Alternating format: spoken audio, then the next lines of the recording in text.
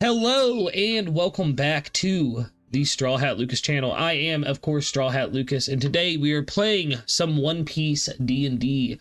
I believe this is session 17, if I'm not mistaken, of the Sakura Pirates sailing the South Blue. We're in the Rosh1 Kingdom now, and I'm going to hand it over to our lovely, lovely DM, ToriMori, to take us away. What's up, guys? Good to see everybody back again. We're here for session 17, still following up with the tiebreaker performance. Today is the day. It has finally come, and we're about to see what our performers have in store. Really quick recap. I didn't even write it down this time. Just a quick recap from last time, though.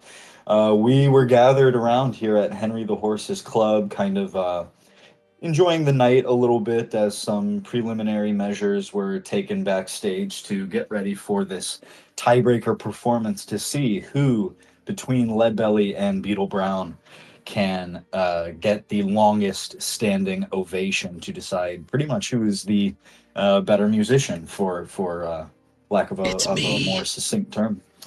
Um, of course, we also had the drama with Mitch taking himself into a portal with the strange creature or man or merchant or something, Herbert Moon, which has left a really lasting impact on Arthur, who, while also dealing with that, has had to kind of confront a fear of clowns here, being at Mr. Mantang's magical circus. There are clowns everywhere. You know, you've got some performer clowns, but all of the guards have proven to be clowns as well. So Arthur actually took off and headed back to the belly boat to regroup a little bit there. And in doing so, he heard a commotion and came across a very, very strange one armed, headless creature with a big, gaping hole in its chest rummaging around in Leadbelly's quarters. Where we left off right before that at Henry the Horse's, we had just had the kind of official introduction in the present of Mr. Mantang coming himself backstage to greet Leadbelly and see what exactly is going to go on here tonight at the club. I do have another cover story here today for us. This is the Port Gorko Emergency Response number 5, 2 hours, 22 minutes post Sakura Pirates departure. I ain't traveling with no damn kids, he yelled, raging about the deck, throwing his bag down in front of Alice. She sat at the helm, uninterested in Joe's blustering, and stared at her map. The boys had quit helping Rivers to glare at Joe in their own silent response, leaving the disgraced pirate captain to ready the rigging in his sequin dress. Look at me when I'm talking to you, Joe screamed. Would you be quiet? Do you want the Marines to find us and arrest us all? Alice roared back in response. Joe took a step back from the hardness that only grief could give. Rivers could appreciate that side of her, but he quickly remembered the way she blackmailed him into helping her and stuffed him in one of her grandmother's dresses. The pirates took their friend, she said. Now they were a party of 5, and Rivers had to agree that the children's presence aboard was disconcerting. What's that got to do with us? Joe asked. I don't want no kitty death hanging over me. They'd still go after the Sakura pirates with or without us. With us, they'll be that much safer, Alice told Joe. You only think that 'cause you're a kid too, Joe said. Rivers threw his bundle of rigging down in frustration. He'd always left the sailing to his crew. It was not his strong suit at all. Can somebody please help me out here? He asked. Shut up, Alice and Joe shouted at him in unison. Rivers jolted and picked the rigging back up as the door to Alice's pleasure barge opened and the one-armed man stepped out, groggy, rubbing sleep from his eyes. Besides, Alice continued alone, we've got him on our side, too. I think we'll be fine. Joe had no response.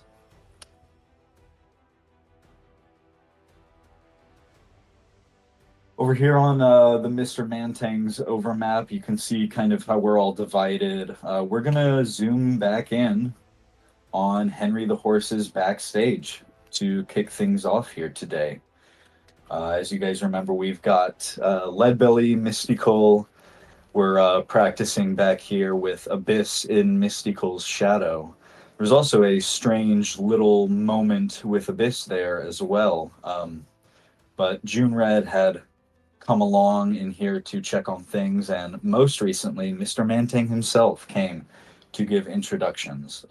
Where it very much left off, if you need a refresher, Lucas or Ragnar, You guys were talking about how exactly Mr. Mantang found Kief. And pretty much all he said was, I found him off the auction block. Did I respond to that, or did it end there? I cut it away, so I'm going to toss it to you if you want to open up the next part of this conversation. I do. I'm gonna look at Mr. Mantang and be like, so you bought slaves? Buy them, free them, arm them, house them, employ them, that's for sure. And he just kind of looks past you at June Red, flashes her a wink, and she just nods, rather knowingly and silently at that. He spreads his arms and says, I love slaves, but you know what I love even more? Freed. Crazy statement. So, and Leadbelly stops, and I just want to know, you guys to know, in world, he's silent for a good, 45 seconds. In Abyss, you would know the look on his face. Mystical would know the look on it. He's thinking, and he's thinking real hard, because he's kind of stupid. And then Leadbelly looks at Mr. Mantang, and he's like, so you buy them to free them? Absolutely. I give them what medical care that they need afterward, if such a thing is needed. But if not, or even after that, I let them go on their way. And if they have nowhere to go, they've got a home here at Mr. Mantang's. So if one wants to leave, they can? Absolutely. It happens all the time. Ask June Red there. The big band hasn't always been this makeup. It used to be, a few other folks. Purple Jack used to be the lowest on the totem pole. Interesting. Then, if people are allowed to go, why is it that when Mystical, and I point back to Misty, left, that chick with the huge branch up her ass came and, tried to take him back? Someone came to retrieve Kima? him. Oh, Kima's a good girl. You don't need to talk about her that way. She's just troubled, that's all. She's tight. She's just a wound tight person. Gives off a really bogus energy. I'm gonna be honest about that. I want to, kind of actually, with Abyss whispering that at me, I would love to roll insight on this dude to see if I glean anything from him. Yeah, absolutely. Awesome.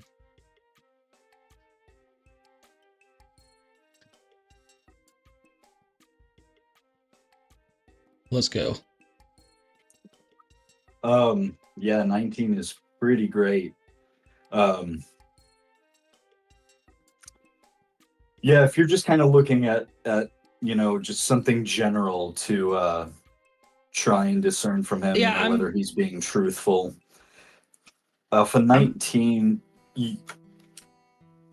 I'm looking to see if I feel any nefarious intent from him, or like you had said, any dishonesty, basically any ill vibes coming from him. Well, from his body language alone, he's being very honest. You're not picking up any nonverbal cues there that, he's trying to have any sort of a put on with this. He has a pretty grave sincerity behind his eyes, but there is a slight, ever so slight, disconcerting feeling. Specifically, what comes to mind is just how loyal kind of everybody has been to this guy, but especially Mystical and Kief. While you can appreciate, let's say, his freedman sort of stance on this, there is still something behind that smile, specifically, that big, broad, almost Cheshire Cat smile that isn't totally sitting well with you. I'm gonna grow a mouth next to on the floor in the shadow that is Abyss right now. Next to the head, I'm gonna guess, and just whisper back to Abyss and be like, we need to keep a close eye on this guy. Well, and then I'm gonna look at Mr. Mantang and Oh, Mikey. Could we do a okay? Hear me out. Above table, could it be a thing where Captain doesn't have to actually verbally say it? He just can move his lips, and I can like read his shadow or something.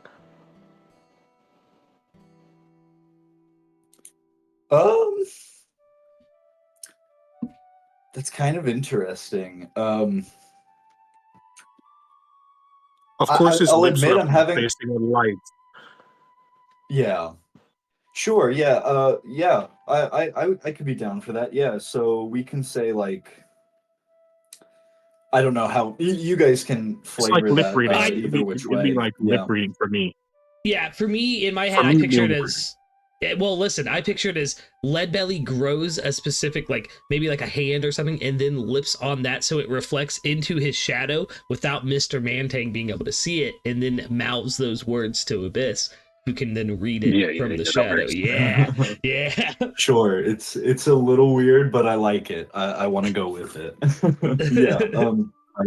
So yeah, I want to you go. get that message, Abyss. And I'm gonna look at Mr. Mantang and be like, well, I do appreciate you letting us do this little competition and how well you took care of my family, genuinely. Kief and Misty mean a lot to me, so it means a lot to me that you took care of them.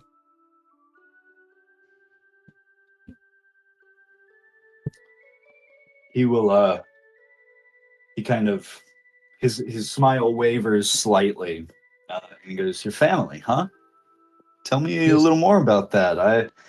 I know Kief's in a bit of a malady himself. I couldn't expect him to tell me everything, but Misty, you never much told me about family, much less that you had such a tall brother here." And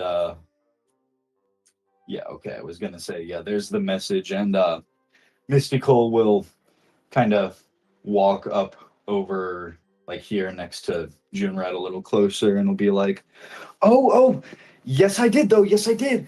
This is that Leadbelly I told you about. That Leadbelly.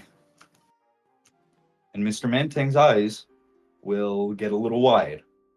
He goes, "Oh, very, very wonderful to have you here. Now, I already had things in mind with Henry the Horse being away on business for me that I could provide some sort of hard reward for you folks if you happen to win against the esteemed Beetle Brown, but I'm gonna have to think on that. Pure gold simply isn't going to do the trick for someone like you who clearly goes back with my good friend here. Of course. From Leadbelly, I'm gonna need a wisdom save. Oh, okay, that's spicy.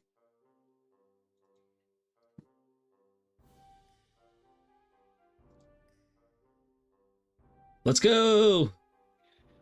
At a 10, this is slightly I guess homebrewed. You would say slightly edited. Yeah. If you want to do strong wills, I don't know how many you have at the moment. I don't think you used any yet. I have not used Maybe any. you did, actually. I'll use a strong will Okay. or two. Okay. Does a 14 get it? That does not, but a 4 is a great roll. Does an 18 oh my get goodness. it? I'm afraid it does not. Oh, Do you have more? Chat, should I use my last strong will? What are you trying to do? I don't know. It's a wisdom save, and I don't trust it. There's a 21. Oh my goodness. I'm really sorry. A 21 like just barely misses. This is slightly homebrewed, but effectively, you have been charmed as you guys shake hands, and he pats you on the shoulder, and you can sort of feel all of a sudden flooding all over you, Leadbelly. This deep sense of trust. You kind of get where Mystical and Kief we're coming from. This isn't like a full combat level charm. So that's why I'm telling you here on the front end instead. Mm-hmm. But yeah, you definitely, even though you still have that sort of nagging feeling from your insight earlier, you do feel like, man, I get it. I get it. This guy is Yeah, he's a interesting, vibe. especially at the mention of a reward. I'm curious, though, above table, if Abyss would pick up on a shift in Leadbelly's mood towards this man.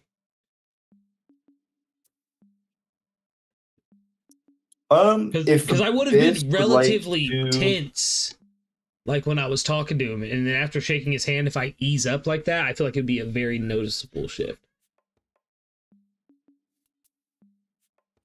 Yeah, I checking out Abyss's passive. Yeah, I'm just gonna roll with that. That number is definitely high enough where, especially following that message, yeah, Abyss will notice this physical change in Leadbelly's demeanor there on the big chair. And even to add to that, I'll say like Mystical grows this big smile and he's like, there we go. I knew you two would be fast friends. See, Leadbelly, this is the other thing. We had to save Kief, get his memories back, and I had to introduce you to my man, Mr. Mantang. He'll actually walk up around the chair and they'll dap each other up and kind of come in for a little hug. Mantang's like, my dude. Good to see you again. I love how they turned into chill bros. That's awesome. Yes, it does seem like he is quite an extraordinary man to have taken care of you guys so well. I'm impressed. What can I say? I'm not gonna lie, I've been looking on my character sheet. I thought I had something that protects me against charms, but I don't. I think it's a different character.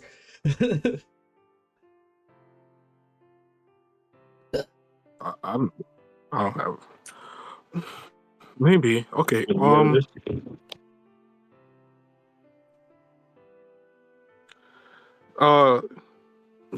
Could I bring the captain back with an intimidation using this feature, Mikey? It's not combat, but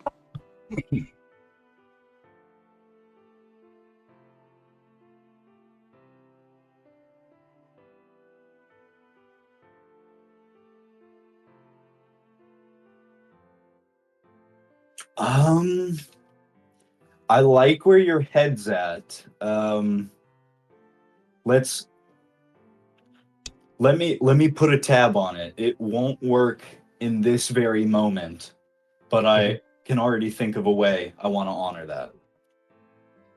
With with Mr. Mantang right here, not so much, but I definitely like I see the vision. I will say, as Mystical comes up over here to Mr. Mantang, and they kind of like have this like hug it out moment of like, yeah, bro moment. Mr. Mantang then looks down to the floor at Mystical's shadow, and he says, now, why haven't you come out and revealed yourself, my friend? I like to meet everybody that comes to visit the circus. I don't like that. I don't like that an one interesting fella. If Leadbelly wasn't charmed, he would be pretty accosting right now.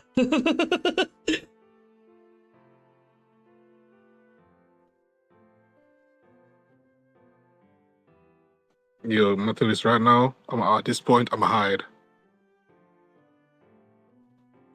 Okay.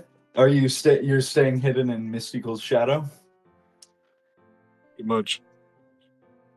If you do that, I mean he's staring right at, like, kind of hard to say like right at you in the shadow, but if there were like a single dot in Mystical's shadow that was you, he is like laser pinpointed right on that dot.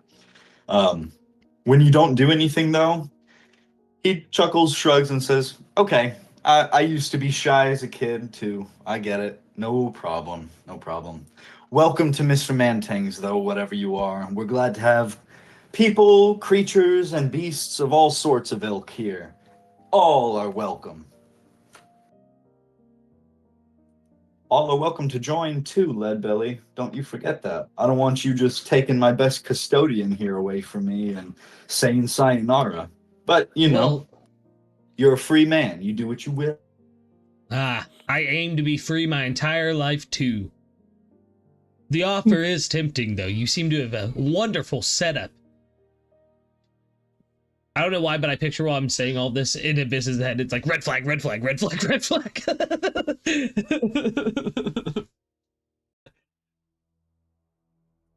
Well, looky here.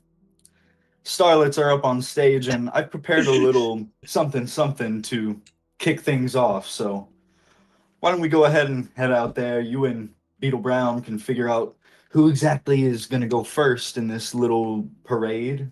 You guys can decide that, but I'll get the crowd warmed up for you about that. Sounds wonderful, my friend. All right.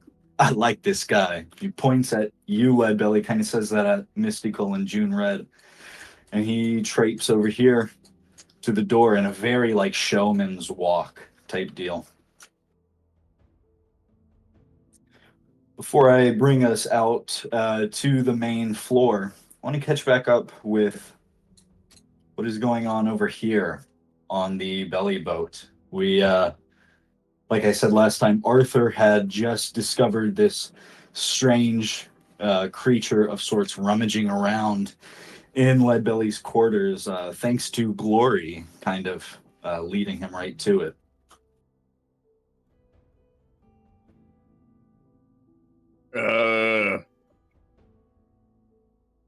Hello. Are you gonna kill me? Just tell me straight up, I'll close my eyes and you can do it, but please don't drag it out. Not like the swordsman. Oh no, I don't drag nothing out. I'm just like, do you want to die? Like, No, I want to get back to my mom. okay, you're free to go. Go on, get it. Scram. I don't know where to go. I was hoping you guys could. I heard you were going to the Grand Line. I was just gonna keep out of your way, stay there. But now you've been here all day. I don't know. I just panicked. Are you going to the Grand Line? I mean, at this rate, I don't know. It's taking us a hot minute, but I plan on getting over there one way or another. And I think if you plan on getting there one way or another, this is not the boat to be on, because we are what is known in the world as pirates. So what you should do is you should find a marine vessel, because Marines are guaranteed, and they're able to go over the Grand Line. They're able to go over the Cobb Belt. That's crazy. And like, I just think you picked the wrong ship, to be real. Like, if what you're saying is true, it's not adding up. Math is funny. I didn't really pick the ship. I just got scared, and then I got stuck on here with you all, and I couldn't get off because you're all so scary. Except for that shadow dude. You humans, you're all the same. You're all scary, except for Mama. She's all right. I just need to find her. I don't know why she left. Maybe because she wasn't all right. Ah, do it. Get it? Cause left and right are directions. Gosh, I kill myself sometimes with these jokes.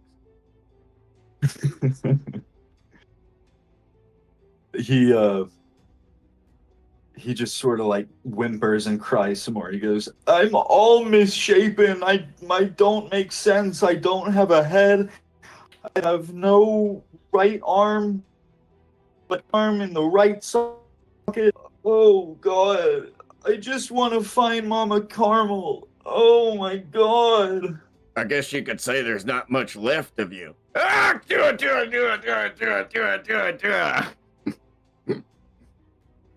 I don't know how you can be so callous about this. Don't you have any mercy? Even Revan had mercy for a stranger. He says like mercy, me. and I was like, no, I have none.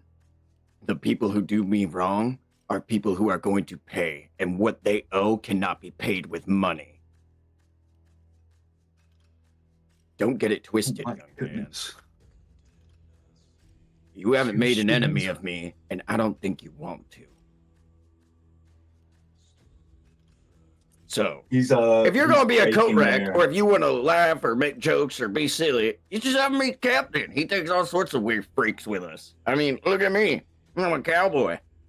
I mean, you already met the shadow guy. I thought he was a lion. Turns out he wasn't even lying.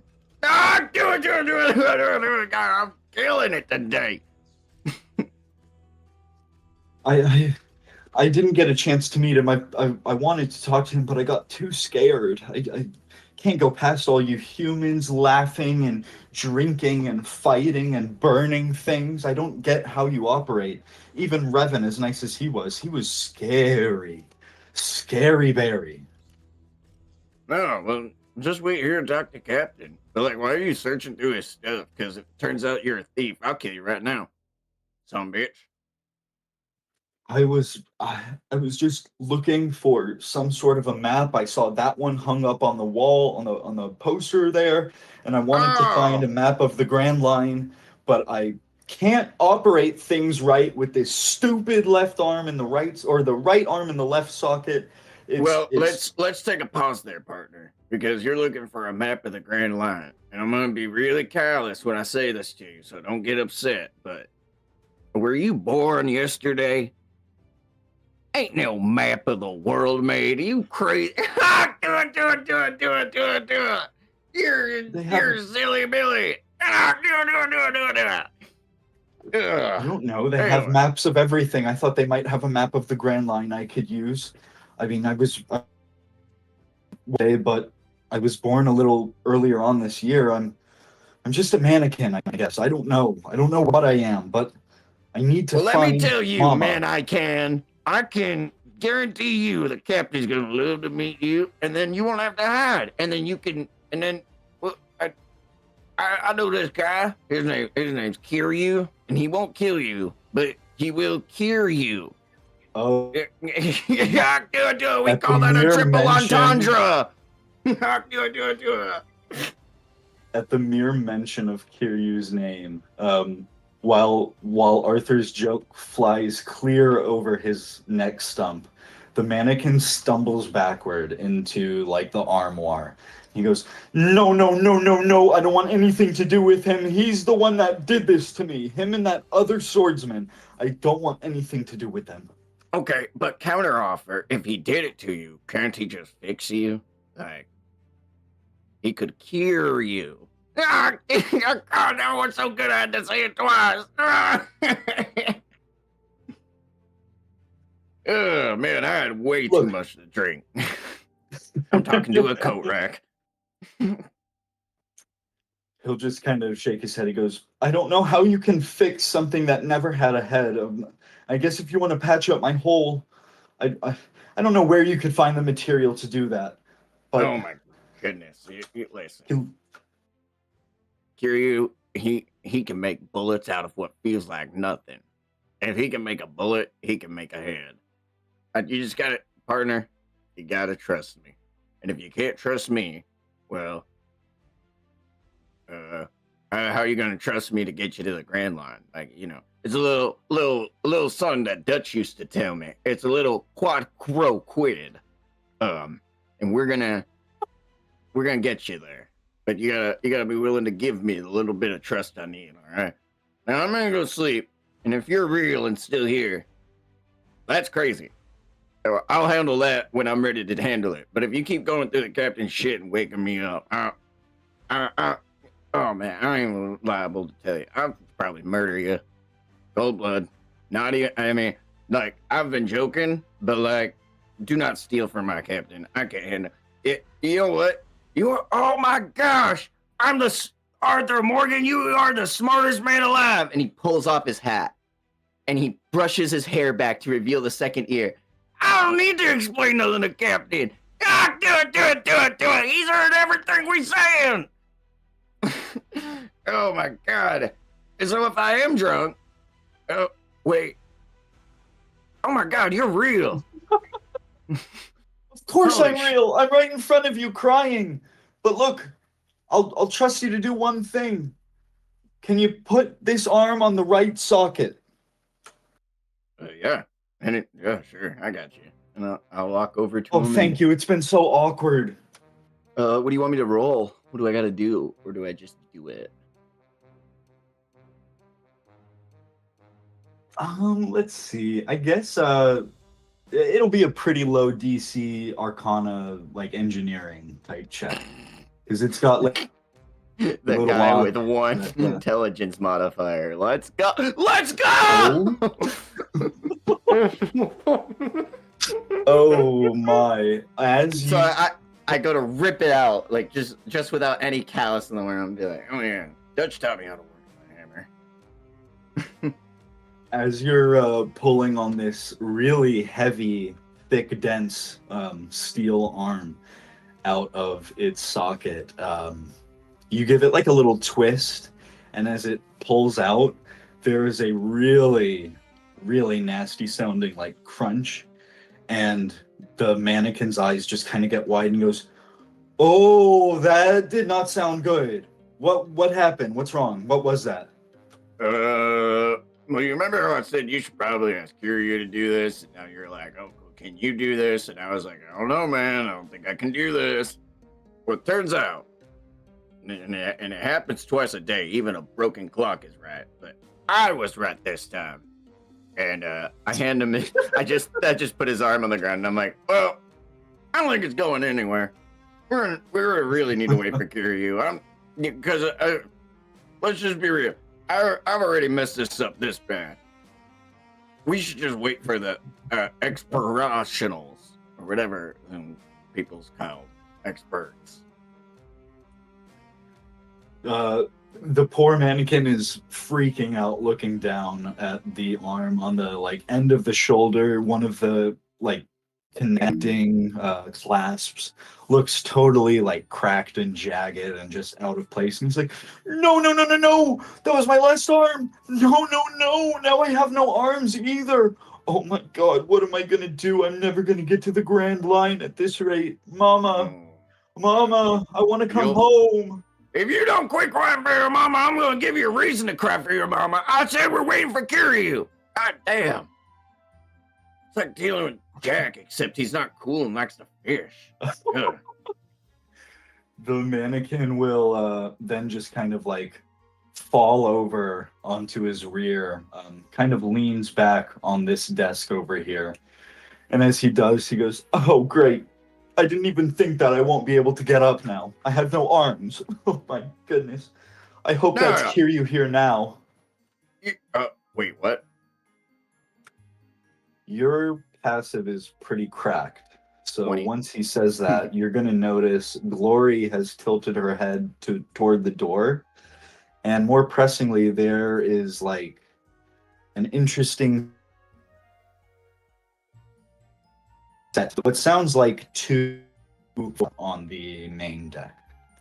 And you hear a few like pitter patters, like just kind of all over.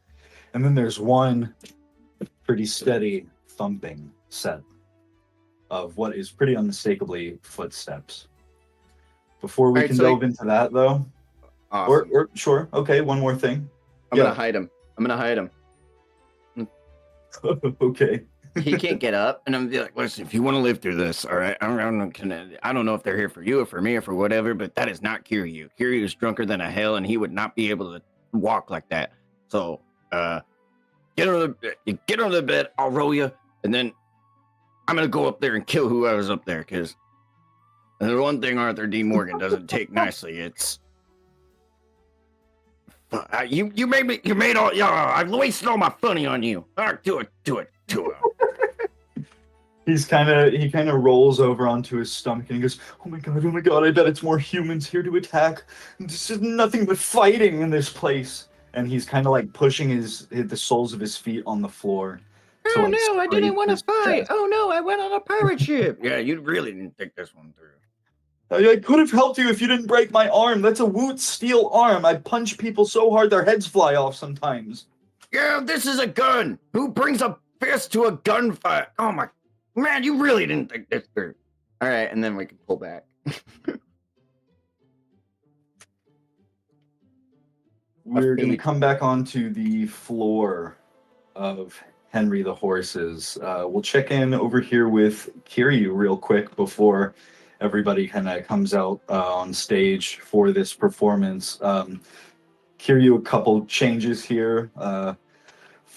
If you guys remember, there was that big group that came in earlier, notably like the captain of the clowns, the really big guy who came over and kind of demanded to see your tickets at one point. He has left, but the rest of that group, most notably that girl, Alima, that Arthur had some conversations with, is kind of being surrounded by like all the guys. Like those guys that flirted with Rito Misha are over there now. Even the Tweedle brothers are sort of enamored by her as they've kind of, you know, sallied up to the bar by her.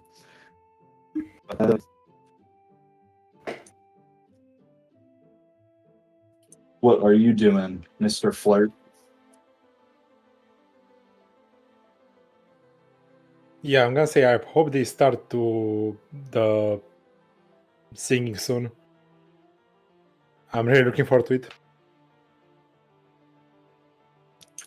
Oh, I'm sure it's going to be a great talent. I really am excited to see your friend. I hope he does good and, you know, has good luck. But you know, I've got to stay loyal to Brown. I've got a great feeling about this. He's a moser.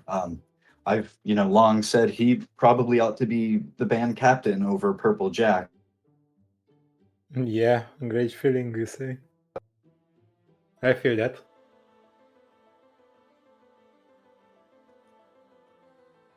And yeah, big grin on my face. She's still pretty much focused on the stage, taking notes, sipping from her drink. As you know, right now it is currently the Starlets and the Clowns, the clown band that are performing. They're generating, you know, still a pretty good buzz in the club, but it is pretty much nothing compared to the big band that was playing earlier. And as their song comes to an end, big round of applause from the crowd. The three starlets up there singing into the same mic. They start cheering, they start, you know, waving at the cheering crowd, excuse me, as from off stage, out walks. The crowd goes truly, truly wild. A few people stand up in their seats, up and down the rows of tables. It's technically off map as well, but Leadbelly, who else? Yeah, Leadbelly, Kief, Abyss is still in Mystical's shadow, so I'll do that token. But if you guys want to throw yourselves like up there to kind of denote you are, you know, backstage a little bit, you're watching this as well.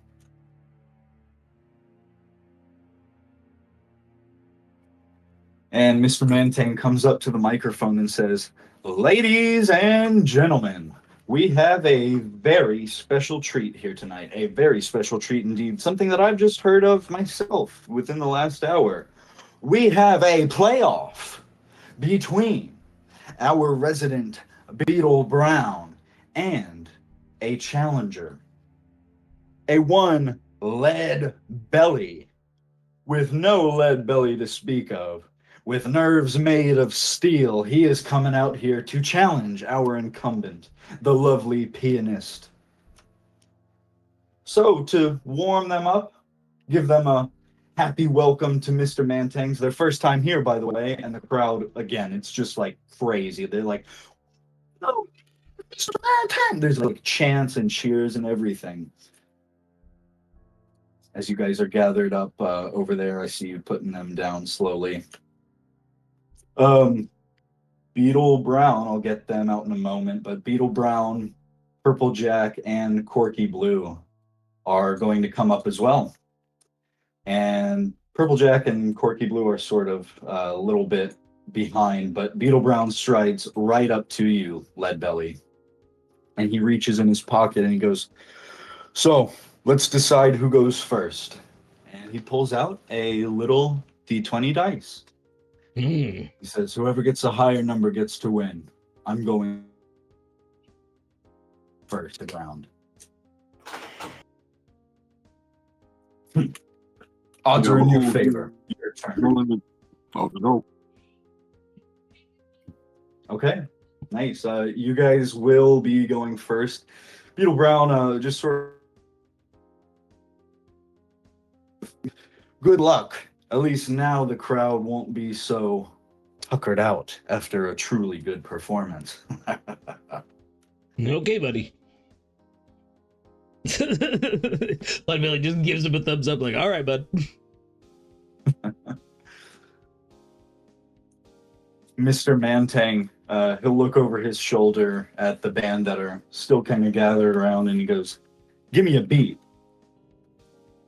And the drummer starts pounding out this little beat as the lights go totally down for a moment, except for on him. The crowd starts cheering again, and then another spotlight opens up on Mr. Mantang. Skitty bam bam bam bam bam bam beep bow. A magic's in the air, and the backup singer's magic's in the air. Piano and lutes, better beware, strumming with dramatic flair and free smile. Oh, everyone prepare. Now the crowd's singing along for something special tonight.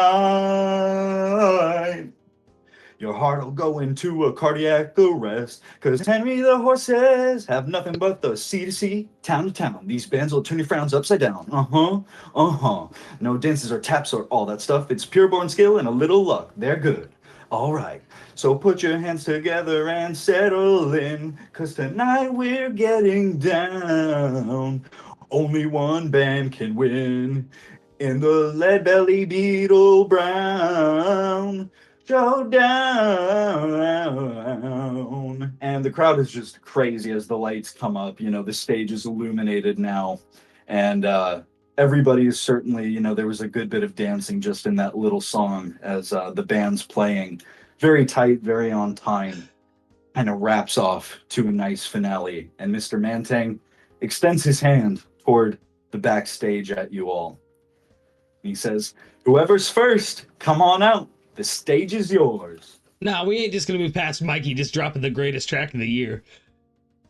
That's what I was thinking. Yeah, like, Kief, Mystical. Oh man, gradually these clowns, the clown band,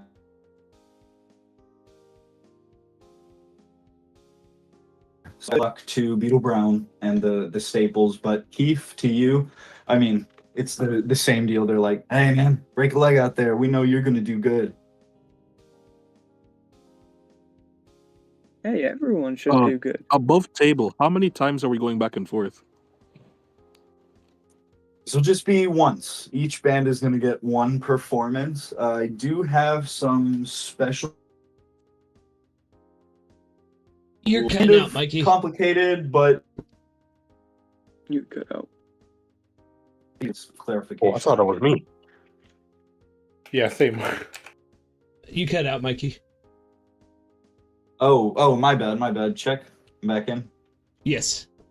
Yeah, it's going to be, each band is going to play one song.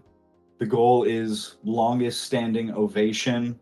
I do have some metrics, of course, for how we're going to decide this. You guys met the practice point goal, so that's already giving you a huge buff. How this is going to go, if you guys want to start taking your positions on the stage, wherever you're going to post up. Did we already roll initiative for this? You did, so that'll be part one of the rules. Is most of these rolls, the specific number is going to come from the band captain, which in this case will be Leadbelly. Kief, and also I was going to pose to you, Abyss, since you're in Mystical's shadow. If you would like to do these rolls, I will allow that for this performance. If you want to do that from your sheet, or if you want to call it out as something you want Mystical to do from his sheet, I'll either or. But the team captain is going to be pretty much doing the hard set rolls. There won't be a whole heck of a lot here. It's going to be a few other rolls that are going to be at a constant flat DC 15. And pretty much what those will do for you guys is add or subtract points to add to that greater hard roll of, performance that Leadbelly is going to give us here in a moment. Some actions you can do for this Battle of the Bands type deal. It could be just something basic like playing your instrument, singing. It could be something a little bit more like starting a rap or trying to rally the crowd. If you have like certain spells that do, pyrotechnics or lights displays, we can find a role for something like that, potentially just a spell roll itself or one of your skills. There's also like crowd surfing you guys could do. You could try to start a mosh pit, and there's other stuff too. If you want to do something to try and sabotage the other team or make them look worse, or if you have something yourself that you thought of that you want to pitch, the DCs will always be 15 for those. If you succeed, they're going to add +2. If it's a critical success, it's +4. Critical fail, -4. Regular fail, -2 type deal. Yeah. And what did I miss? Oh, you can't do the same action twice, so you can't just like, I'm going to keep trying for the mosh pit, I'm going to keep crowd surfing. You've got to kind of spice it up from each one to each one. What else? I don't want to miss anything here. If I'll be keeping track of another number, so if one of you guys could keep track of this current number, that'll be scaled with Leadbelly's performance plus the +2s that will be generated from you guys. And then I'm going to take that at the end with another roll, and then actually a 1d6 essentially luck roll, minute roll. And that is going to be how I'm going to determine the standing ovation here at the end. Oh, nice. So I'm going to cast guidance on Mystical. We talked about this before. / Abyss, because they're kind of together.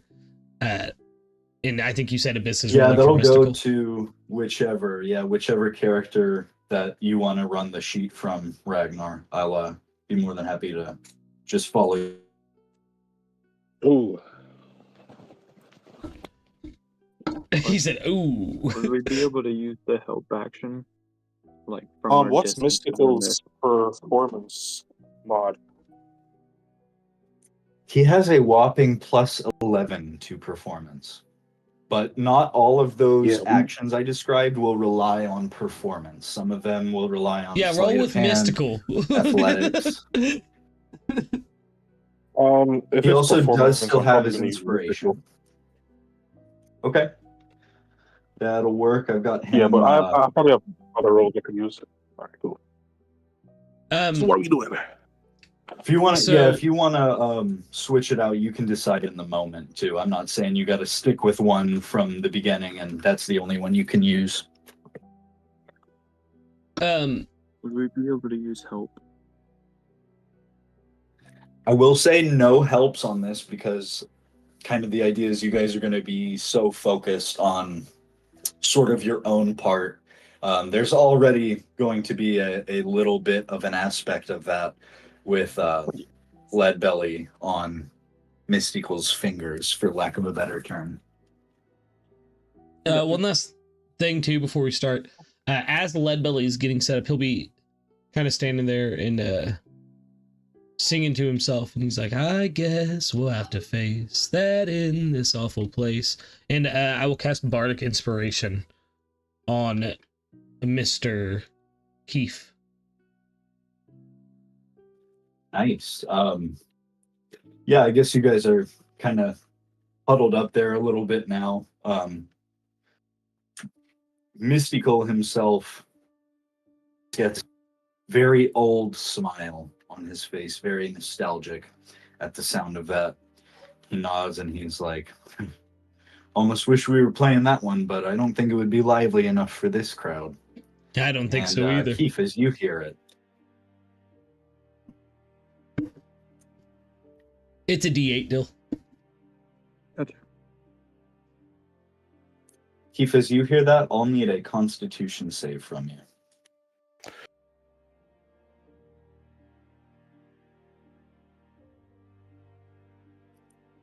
Wow, very close.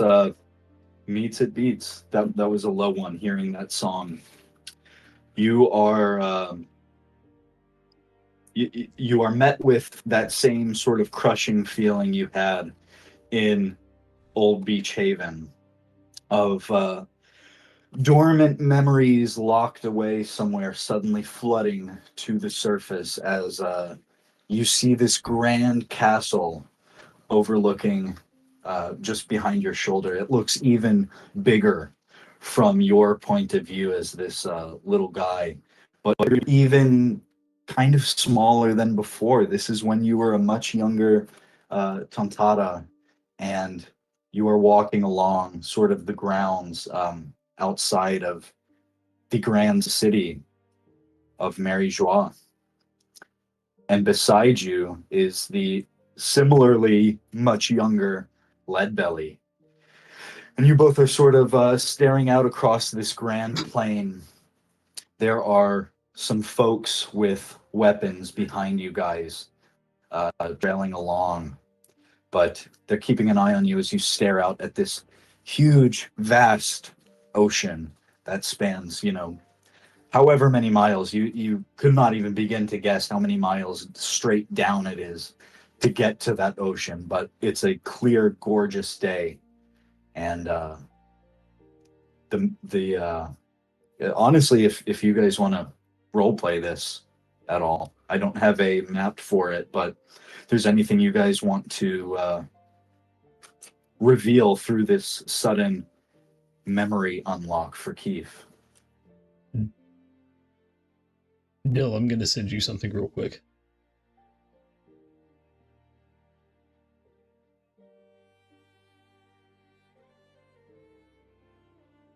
We're still.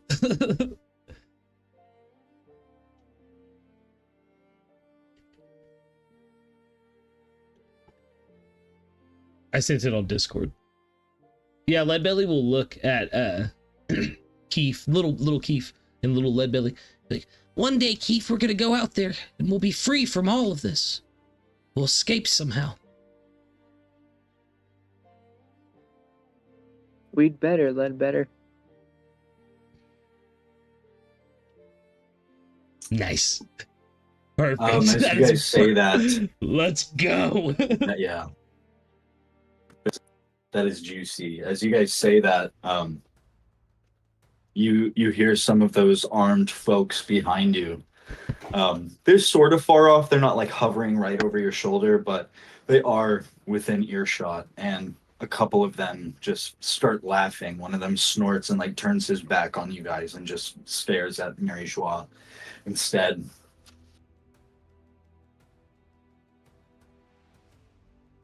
That's all I wanted. Yeah, I'll add there before you, Kief, is we'll say it's the paper of the first song that you and Leadbelly, or whoever this Leadbetter is, had written together, which is the same song that Leadbelly sort of just sang along at you here in prep for this.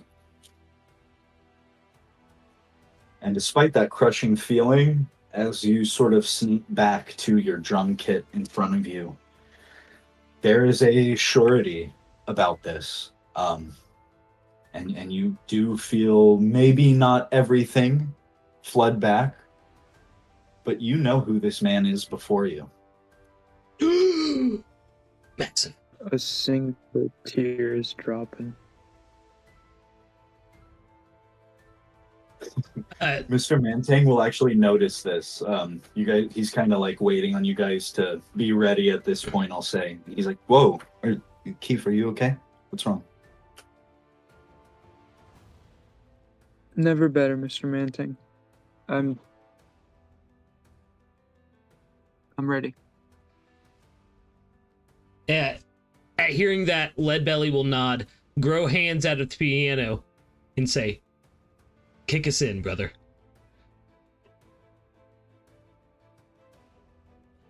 And Kief will do just that. Let's go.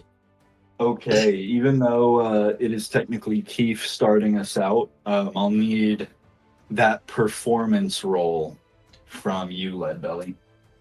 Alrighty, I gotcha.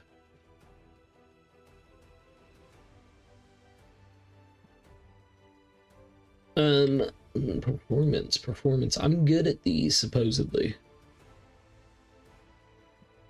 Oh, okay. Nice.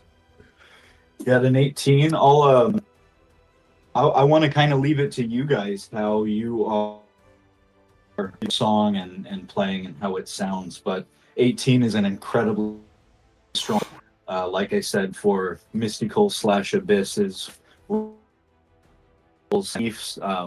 Those will stay DC 15. If you pass, it'll essentially add 2 to this 18. Critical successes are 4, etc., etc. Take it away, guys. Who's going first? I think You guys can call it out. I'll say, you know, if you each want, let's keep it kind of contained at 3 actions each that you guys want to do. I'm sorry to be this guy. What were the actions I can take again? Yeah, so they include but are not limited to, you know, singing, playing an instrument. You could rap / chant / rally the crowd. If you have some sort of spell that could do pyrotechnics or lights display, that's an option. You can try to start a mosh pit down there on the main floor. You could try to crowd surf. You could try to start a choreographed dance. You could improvise on lyrics and add a diss into Beetle Brown and his group. Or, you know, things could even go so deep as like trying to actively sabotage the stage for the next group. And like I said, if you guys think of stuff, please pitch it. So, I would have noticed that look in Kief's eyes, right? Would I be able to tell if anything's like you guys different?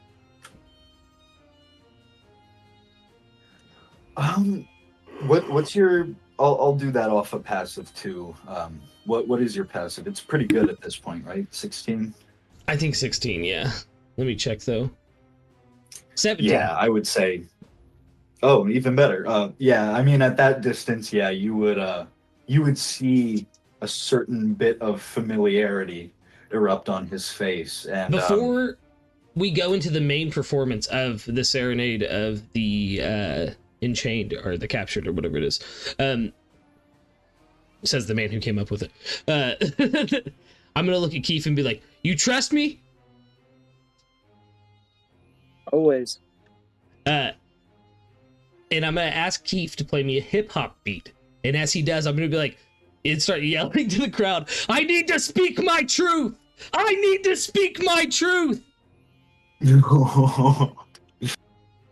One thing, I'm not a big fan of the government!" And point at Kief. Not a big fan of the government! We are hyping this crowd up. Okay. I am trying to get a, a rally. I'm rallying the crowd. I'd probably right call now. that a rally crowd. Yeah. Which in this case we're gonna do. Wait, what exactly did you say again? I'm sorry. Say it one more time. I said I need to speak my truth, and then I said one thing, and Kief said 30 on 30, and I said I'm not a big fan of the government, and then Kief said 30 on 30, and then I said I'm not a big fan of the government. And while I'm doing this, I'm ripping a fucking guitar solo, and I picture Mystical is like laying down some smooth trumpet in like a rhythm-esque effect to go along with the rhythm of the piano. but it sounds like a rap beat. Like it's like ding ding ding ding ding ding ding ding ding ding. I'll stick with persuasion for that one. Okay. I'm not a big fan of the government. Had me like wondering should I improvise that, but we'll stick with persuasion, I think. Oh my good god.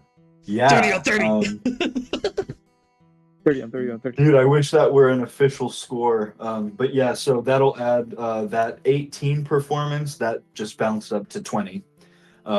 Nice. The crowd.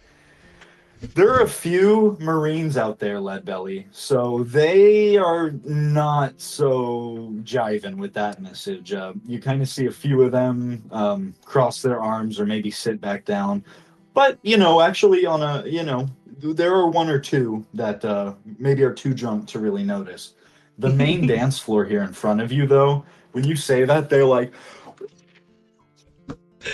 they go crazy for that. And kind of this group of 4 over here who have really been dancing their asses off, sort of just very big fans of the big band, Kief, actually, you would know.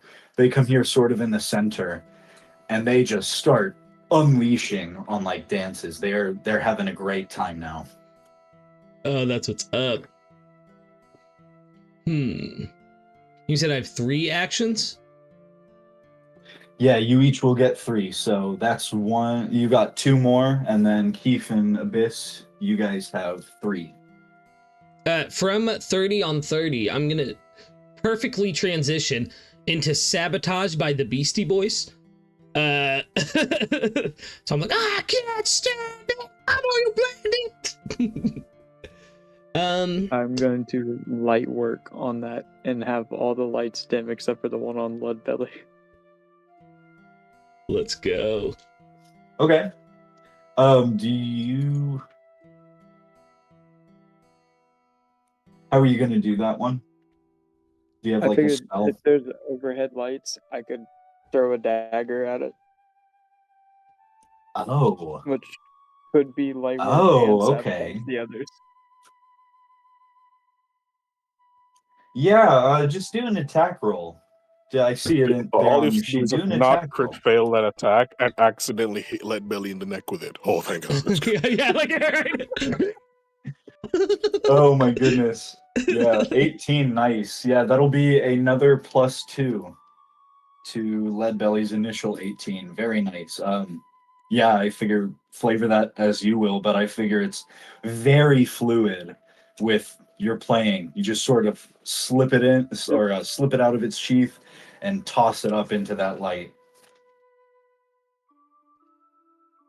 I would love to think he pulls the drummer technique where they hold both sticks in one hand and are hitting different drums at the same time while he does it. Because Kief is that guy. What I was just thinking of a cool flavor for it is I was holding the dagger blades and using the hilt as the drumstick, and then just flipped it and threw it at the light and pulled out another one. Okay, that's spicy. Yeah, that's some flair. You get a little wave across the crowd of like cheers as this pretty positively affects the lighting. Some glass sort of rains down over here or wherever, if you want to put the light specifically somewhere, feel free. But some glass rains down on the stage where nobody is, luckily. Mr. Mantang still holding a mic, but like not using it. He'll just kind of go, whoa, oh, these guys, wow. So that could be like the cue in line of sabotage starting, the glass Yeah, right. shattering. Yes. Kief is picking up on the vibes. So Hell is yeah. it each of us have 3 of those? Each of you have 3, yes. So Okay. Leadbelly, you have 2 more. Kief has 2 more. Abyss, And throw out that first one, there's baby. also no order. Yeah, if you guys just want to, rotate it like this, that's cool. Or if you have like 3 in a row you want to do, that's cool too. But yeah, Abyss, go ahead if you want to get in on I the have rotation. one last question. Is this going to be the only round of this that we do like this? Yeah, it's one Yeah, round. He so said it's one just Okay, round. that's one what I song. thought. Okay, that's Yeah. what I thought. Yeah, Because I want to do the last round as us doing this I'm serenade. gonna be mostly sabotaging, to be honest. So I'm saving my Yeah, let's actions go. for when they're performing. Yeah. Okay. Okay, hell yeah. Sure. Okay, I got you. But I do have a performance for just like for as mystical. So when you guys want to finish, let me know.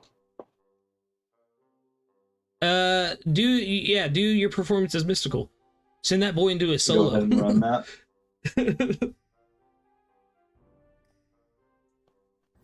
Bro. Let me see. Where's mystical? All right. I'll go You're gonna ahead see, and like- operate it if you just want to call it. Yeah, you're gonna make the roll, but I'm gonna actually have a song that I already prepared. Oh, let's go.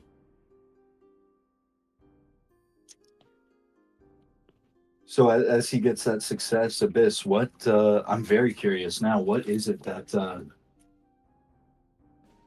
What are you about to throw out? So I'm gonna just drop a quick verse. You see, Abyss is gonna be like, people behind Mystical will be able to see it, but basically Mystical's shadow stands directly behind her. And then you see Abyss start singing behind Mystical. Oh, let's go. Oh, that's crazy. And you see, okay. you're gonna see Lord, he's gonna be, let me just get my token up front here. Where's Mystical? Where's Mystical's token? He is right there, kind of in front of that amp. Front and center. Put it in front and center. I don't have control over them. Okay, I'll say he started off there. He's playing that trumpet, and then all of a sudden, you know, especially from Leadbelly, your point of view, you know, he has not been too sure of himself, but he walks past you, kind of in between you and the drums. He's playing that trumpet to begin with, and just sending it off. He's really sending it home, obviously with some help from your grown fingers on his hands. But what you're about to see, you were not expecting tonight. Yeah, I'm gonna sing smile it. really big and like step back to be next to Kief to give them the spotlight and just like start playing like instrumentation. All of a sudden, you're gonna hear me say, "Ladies and gentlemen, we are the soccer. Get ready for it now." All of a sudden, I'm gonna use. Would it work in this situation, Mikey? The above all I did earlier. I am still keeping an eye on that, but no, not at the moment. All right, cool. That's fine. I just wanted to give us an advantage. So I'm gonna say, in the dark I rise, from the depth I thrive. Welcome my abyss, where shadows come alive. Dum dum da dum. All of a sudden you hear footsteps. Dum dum da dum. Dum dum da dum. And then all of a sudden, down in the shadows, where there's no graves, there's no sorrows, there's just my name. Oh, welcome to my abyss, to my abyss. And then you see the shuts off and all the lights go off. Welcome to my abyss. That's it. Ooh. That's crazy. That was also good. above table props. That was good. You got pipes, dog. That was good. Damn. I feel like I'm there now. As you're doing that, as you and correct me if I'm wrong, maybe I misunderstood, but like as Mystical was playing the trumpet, he pulled it back to sing that, and also there was your shadow that expanded, and there was also kind of the singing mouth on that as well, correct? Pretty much. Damn, nice. That's cool. Yeah, It was for dramatic big effect. success. I wish that. I will be adding berry blues to the roll though, just so.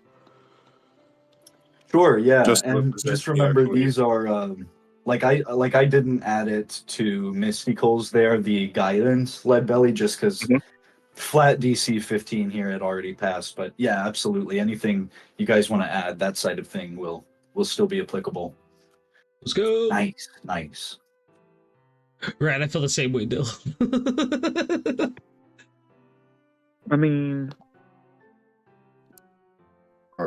I'll even I'm gonna throw it, this map is divided in two technically. So Kiryu, you are still technically on this map. Over there by the bar, you notice, a lot of the people who are gathered in the back are moving up now. They're like, whoa, this is good. And a few people from the bar further down are heading up toward the stage. Yep. look at check DMs. Okay.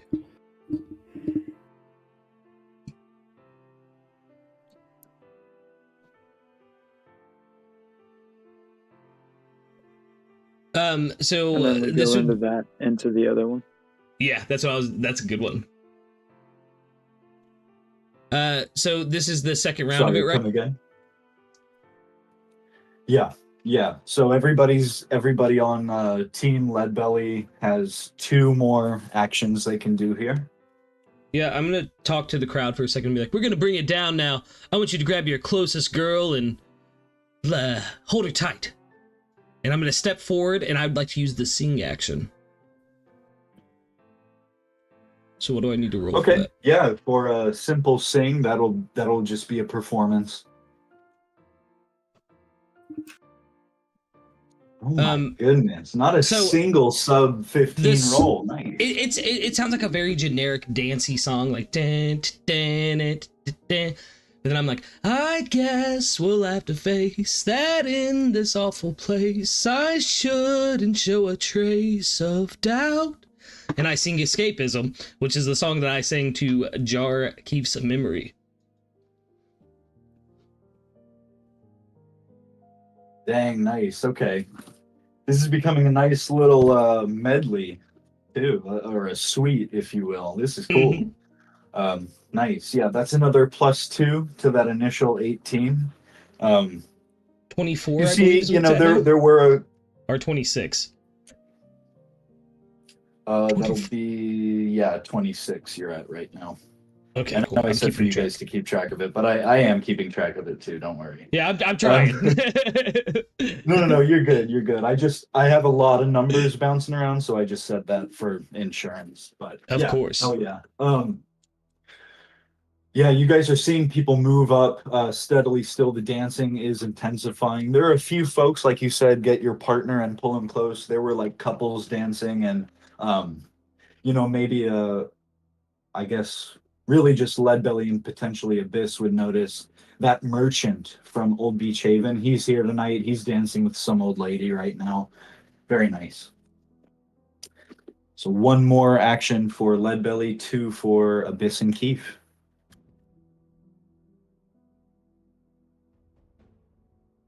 You're up, Kief. I think my sabotage is over there performing, so I'm I want to rap the rest of that song. What'd you see, Deal? I said I think I want to have Kief rap the rest of that song. Do it. Just showing Leadbelly that he knows that song.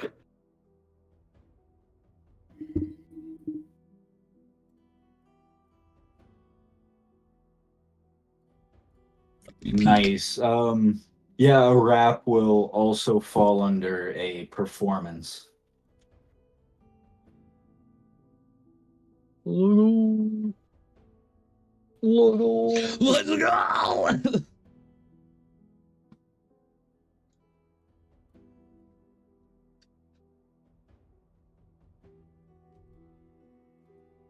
Oh, nice. Yeah, that's another +2 for you guys. I want to add a little flavor to that one too, if I can. And as you start rapping, Mr. Mantang, very quick on the draw. He's a pretty natural showman. He steps right up next to the drum and puts his mic that he's holding right in your face, so it gets amplified out to everybody. Oh, that's what's up.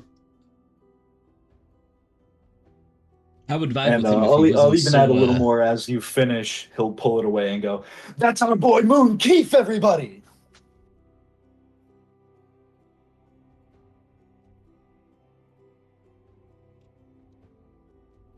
All right, so Ragnar, you are saving yours to sabotage the next band, right? Is it Mystical? Does he have 2 actions as well still? No, I've combined Abysses Okay. and Mysticals, so Okay, that's what I thought, yeah. kind of a combined 2. Okay, so that leads us into the Serenade of the Captured, which I am going to I have 2 options here. No, just do that one. Okay, Lucas. I want to inspire a waltz,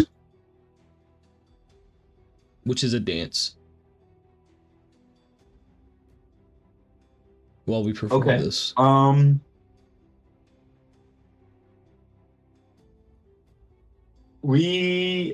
could rally the crowd while he does the song. Yeah, okay. I see that. For Leadbelly's, that could be. Flavor it how you like. If you'd rather roll with something else, but I'm kind of getting a vibe of like playing an instrument. There would be the action, so we're gonna do. I would call that like sleight of hand, since it would be kind of a dramatic tempo change on the fly there. Mm-hmm. If that works with you, unless you want to do something else, call it out, please. Well, I was thinking more. Oh, never mind. I was thinking more dance, but I'm down to roll sleight of hand, for sure. Why is that big thing coming? Oh, okay, okay.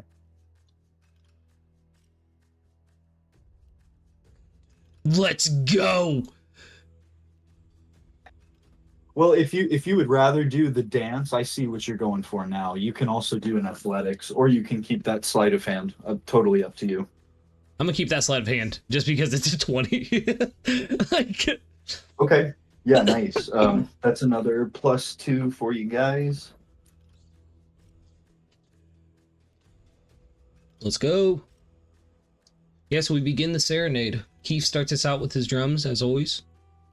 And the lyrics for this one are in Latin, so I'm not going to butcher the Latin. But it's kind of monodrone. Okay. Do it. I guess. No. Let's go. Okay, Josh, I got you. It is. Ooh, I'm gonna butcher this. You can sing it too. I'm gonna butcher the hell out of this. Nos victum capti sumus non sunt. I'm not pronouncing that one. Confringitur sed non sumas integri vincula canterum solum de vocat etnica es gracia aurora vignette sol arrivi tyrannus cadet somnia non moritir vincula canterum solum de vocet liberationem nostrum acceper.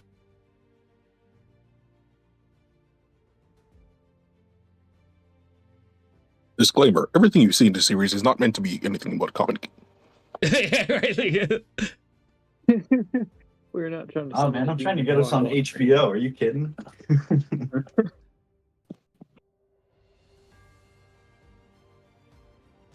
Nice.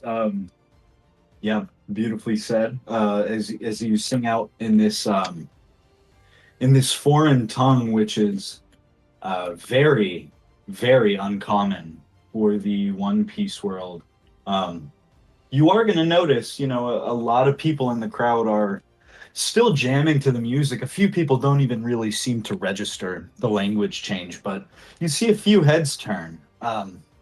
In particular, like a couple of Marines over here on this far table.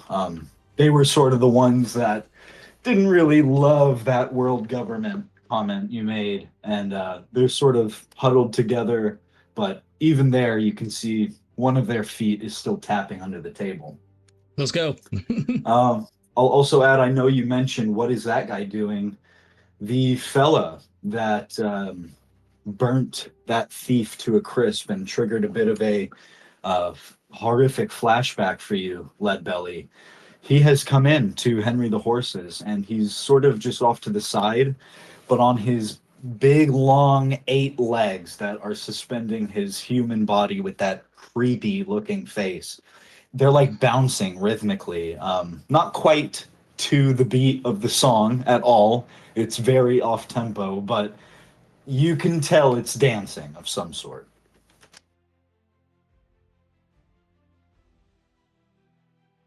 Nice. I believe.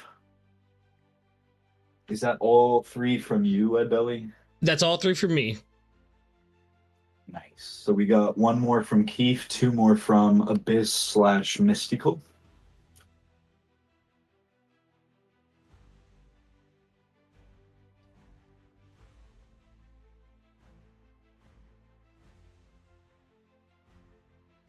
Is crowd surfing and acrobatics? It will be an acrobatic. I'm waiting for them to start performing. Yeah, Abyss is Gotcha. saving so he can sabotage. After Kief does Oh, I see how you're going to do it. Okay. Okay. Sure. Yeah. After Kief does the intro for the Serenade of the Captured, then he is going to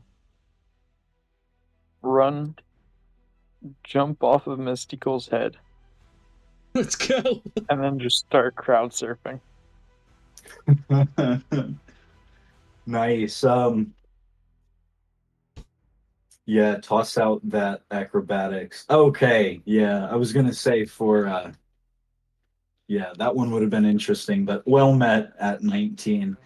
They catch you. I'm not gonna clump the tokens together, but you can imagine, everybody sort of is like, yeah, whoa.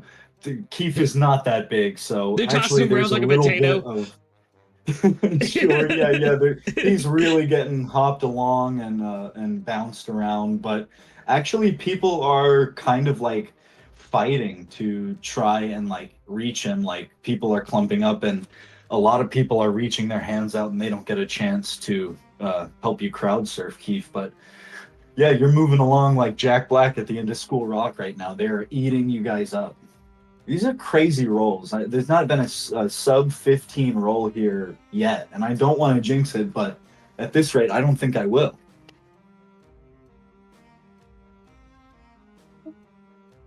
Gotta mind the class. Good mind, good looking out. Absolutely.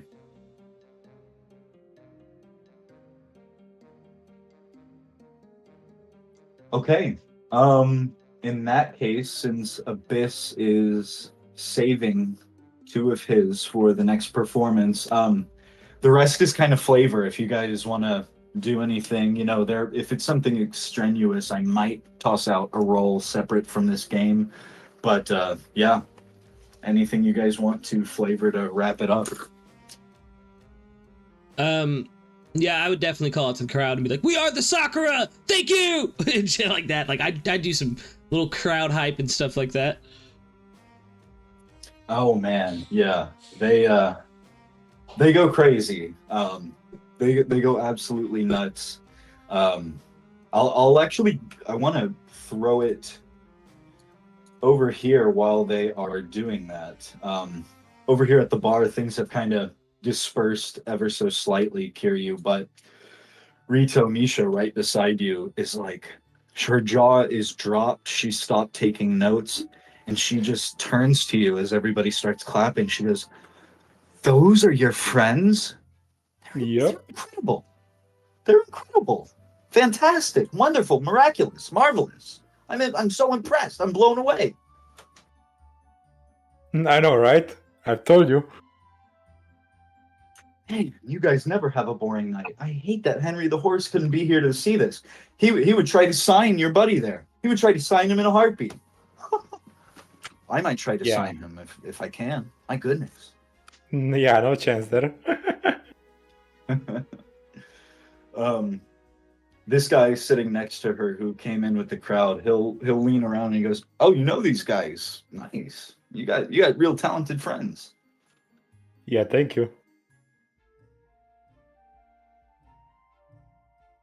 And so I thought, wait, yeah, I turned to her and asked, "Wanna join me for a What? dance?" Oh, ooh, okay. She will blush, and I'm gonna need, yeah, just persuasion. I need a little persuasion. I'll let you have it at advantage, though. You guys have been talking for a little bit now, and you have made a good impression on her. So give it to me at advantage. Let's go. Oh wow. Okay, yeah.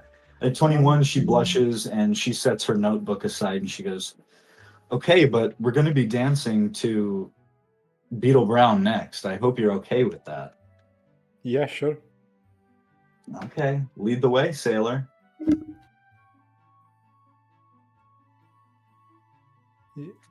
She'll go along with you. You guys gonna stay here on this end of the stage or of the room, or head up to the main dance floor? Yeah, I think I'm gonna stay in the back. Nice, nice. Yeah, I'm gonna be on the dance floor. Right on. Okay. What are you, like, slipping out of Mystikal's shadow and merging with like the crowd shadow or something? Pretty much. I'm just gonna be on like the dance floor, pretty much. Nice. Okay, cool. Everybody, drinks have been flowing. Everybody is also in a fervor at this performance. Yeah, you're able to do that pretty simply. Mr. Mantang will kind of be clapping himself, but he comes up here to the front and says, "Okay, folks, okay, don't wear your hands out now. We gotta have the longest standing ovation after we've heard both groups perform. Please, everybody, let's save our energy for the next performance as well." Did you roll for our standing ovation already? We're gonna do that after both bands have played. Oh, okay. We're gonna officially do the rolls, but on a flavor, everybody is absolutely going crazy for you guys. I mean, as you're walking off stage, Mystical coming with you, he just sort of goes, I can't believe we did that. I really thought we were gonna flop. I thought we were gonna choke." Hey, I told you there was nothing to worry about. Ain't that I'm gonna right, whisper Kief? to Mystical, the ones who will be choking will be them. Whoa!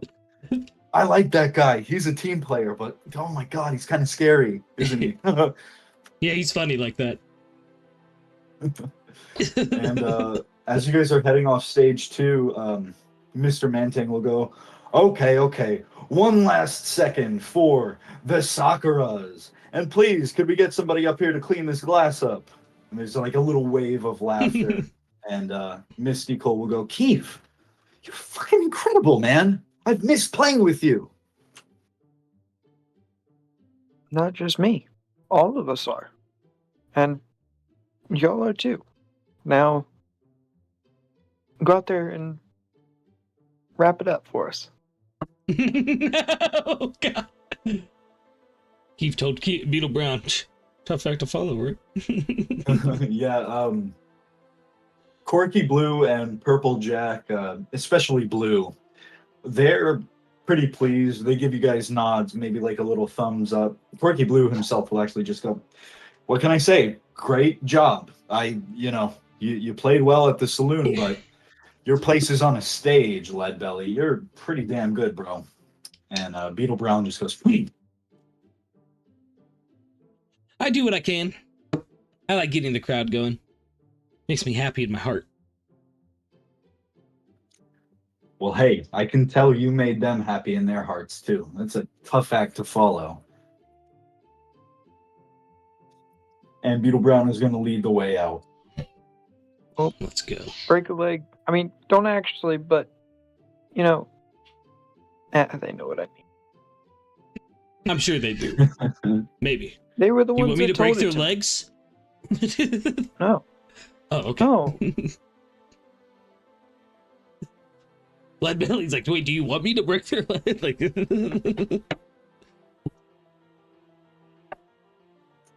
They're going to come out on stage here, and Beetle Brown, as he passes Mr. Mantang, they give each other a little handshake, a pat on the back. Purple Jack puts He his charmed him. base over his shoulders, and they come up to one another. They, exchange a little pat on the back as well. And Quirky Blue, Kief, most notably to you, he is the trumpeter of your band. But as he comes out today, he dons an electric guitar. And you've seen him kind of strum here and there, but he's never performed on stage with one.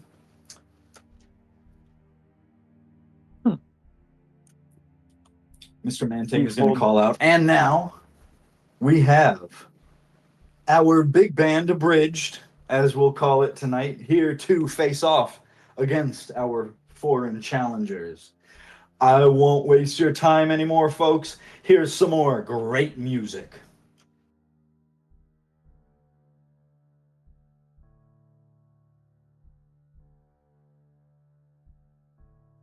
I've already got their roles down here. Beetle Brown did pass the initial performance check. So as they start playing, it's Quirky Blue himself on that guitar, who starts out fast and hard. I mean, there is no intro to this song, really. Mikey, the minute he starts strumming that guitar, I hit him with that move, that ability. Okay.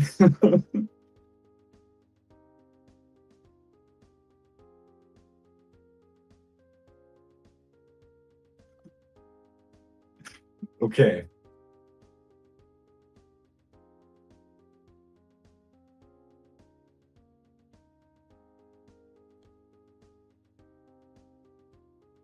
Oh wow. That failed. Yeah. Oh, that is definitely a fail. So right now, in terms of flavor, it looks like he was about to start playing, but now he's literally doing what Eminem did on the stage. He's choking on yeah, as he gets one solid. Say what?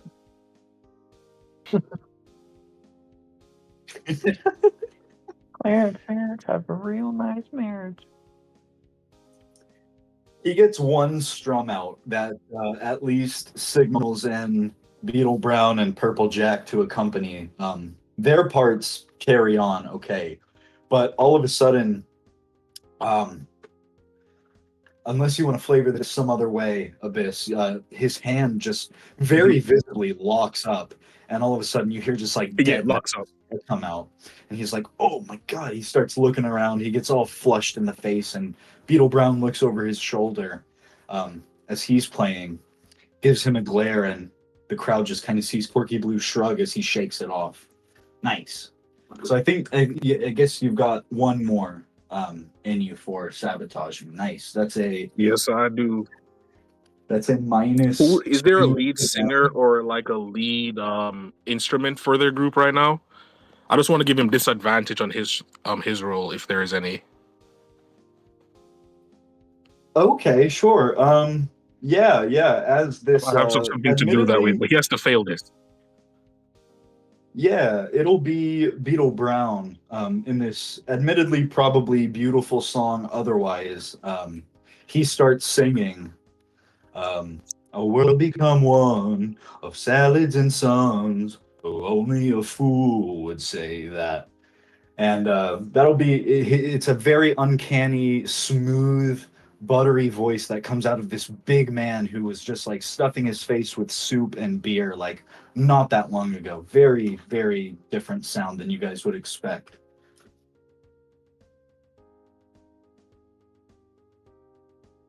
My man's got pipes. Yeah.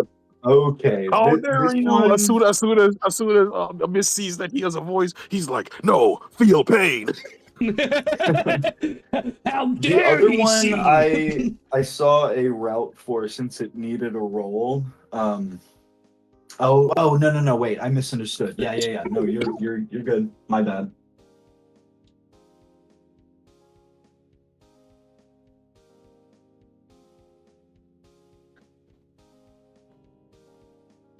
like, and subscribe.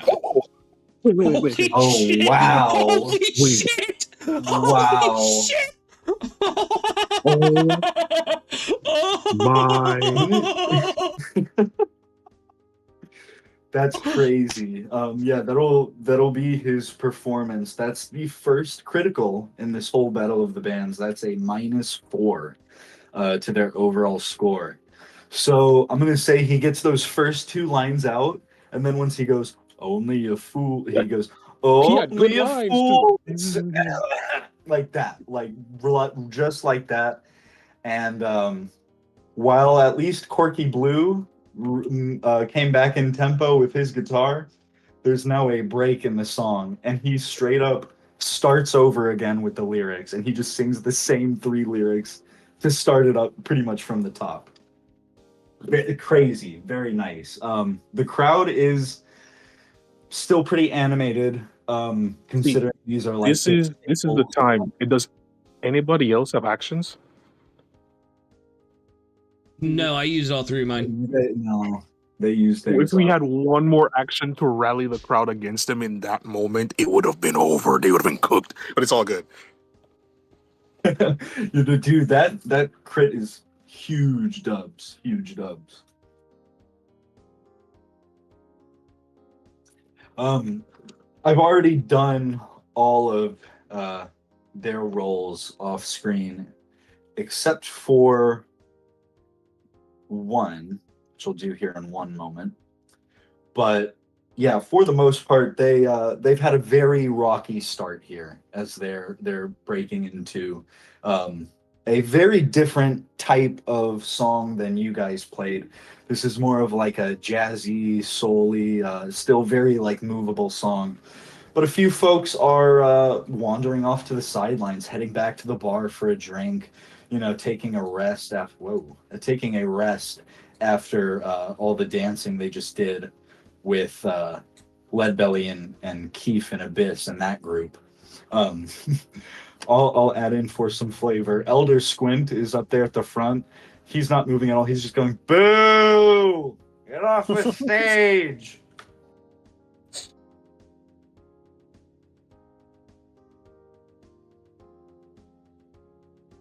Oh, I accidentally closed him. Let me do this one roll here to see.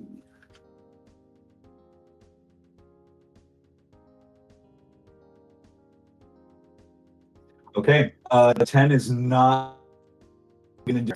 These are professional musicians, Purple Jack on bass, Corky Blue on guitar, which he is playing very well. Not as well as the trumpet, but still very well. And Beetle Brown does find his pocket. You guys would notice, especially Leadbelly. Are you like off stage, Leadbelly? Like just kind of backstage watching? Oh, hold on. I was muted for stream. Yeah, I'm watching off stage. Like they gave me the respect of staying up on the side of the stage and watching. I'm doing the same. Yeah. In that case, watching from this angle, you sort of just become privy to the fact that it just doesn't look like Purple Jack's heart is in it. I mean, he's playing the notes right, he's hitting them, but he's just sort of like bobbing his head still in place, and he's kind of robotronic with it. I wonder why he isn't giving it his all. Can I roll insight and see if I can't figure out what's going on with him? I'm a musician. I'd be able to read his body language while he's playing. Yeah, sure. Yes, let's go. Oh man, people are moving away from the stage, guys. We're winning. Yo, what is up with my rolls today? Let's go. This is pretty crazy. You guys are cracked on this Battle of the Bands. As they should be. On that 21 insight, I mean, I'm going to say this is mostly contingent on what you've gotten to know about Purple Jack over the course of this day. I mean, he is, of course, you distinctly remember him kind of being like, "I am so tired of constantly just playing music for crowds." He wanted to get away to Old Beach Haven and just not really think about performing. And you know, you're thinking about that in this moment, kind of recalling that he is the de facto band captain of sorts here. But yeah, I mean, to you, you would just say like, this guy's heart is not in it. Like, I don't even know. You kind of arrive at the conclusion, like, I don't even know if this guy likes music, ultimately. Like, he's good at Yeah. it, but he just seems bored. Yeah, like this isn't what he wants for his entire life. He isn't free. I'm gonna say that out loud, that part. My bad, staying there. As soon as Leadbelly says it out loud, don't worry, Captain. I'll free him through suffering. I'm gonna trust you on this, Abyss. Like,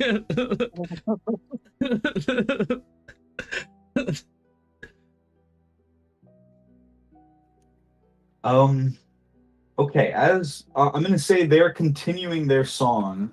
Slight time dilation here, forgive me, but Leadbelly, with that ear that you had on Arthur, I'm going to go ahead and say we're going to cut back to the belly boat as you hear, you know, the tail end, you performing on stage and hearing this good music. You weren't able to fully focus on whatever you could hear from Arthur's point of view, but you're sort of hearing like notes of worry and panic going on there. Cut back here to you, Arthur. You know, you're still hearing that pitter-pattering footstep going on upstairs, as well as the distinct set of, you know, kind of thumping footsteps.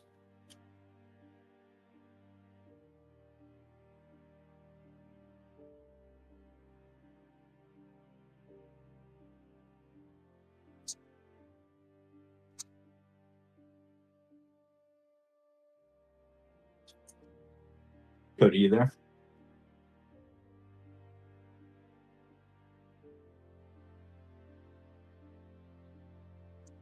Do it. Okay, I'll give him a muted or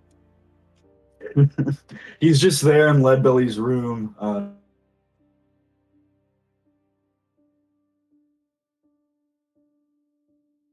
Oh, Mikey cut out too. Cody, check 1, check 2. You there, bro?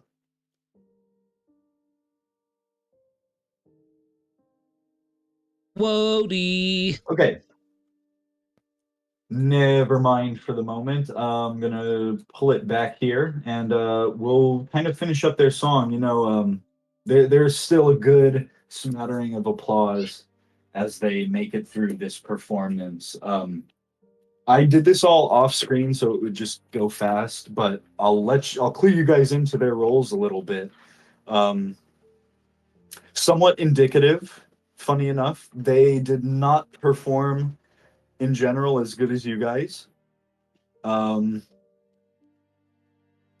and I will actually leave it there for the raw performance itself. But they did find that pocket. They did get the crowd moving, and people are cheering and clapping for their beloved big band. Mr. Mantang kind of comes forward again. He's like, give it up, give it up, give it up. And please join us back on the stage to the Sakura. We've got to decide who just won tonight's tiebreaker performance.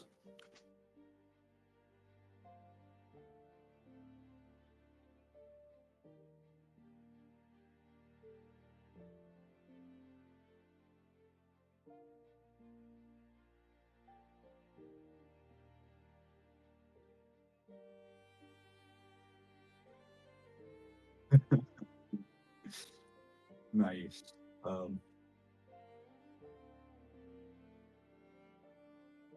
Corky, as he comes up here alongside Beetle Brown, he's kind of brushing the glass that you broke, Kief, away. People are still sort of cheering, but sort of sort of starting to die down as Mr. Manting says, "Hold your horses, everybody. We've got a lot to decide here. We've got a lot to decide. Please let me curate the winning moments for the Sakura and the Big Band Abridged."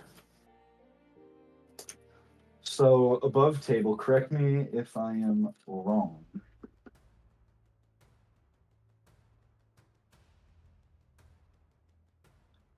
You guys should have 32 from that. Nice. Okay.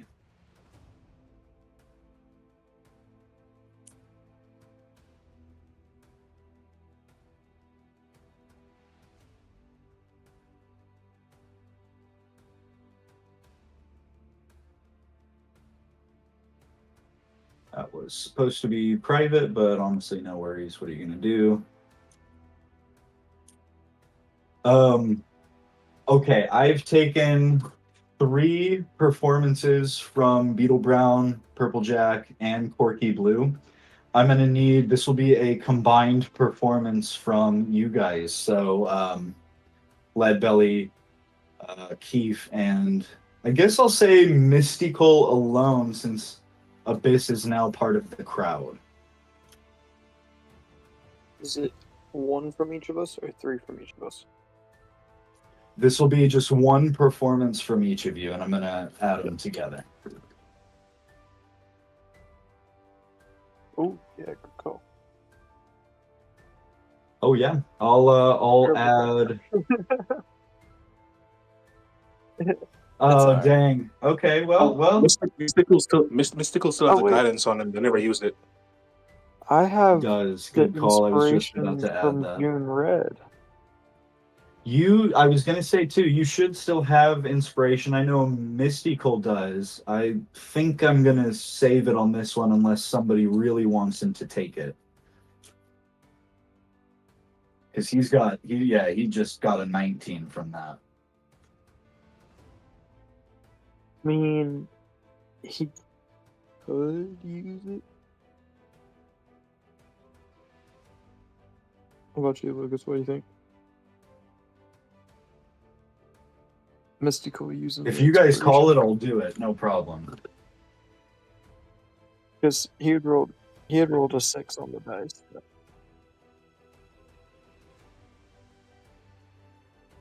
Wow.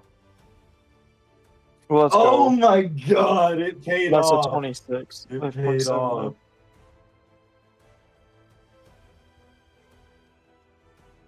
Yeah. Oh my goodness gracious me.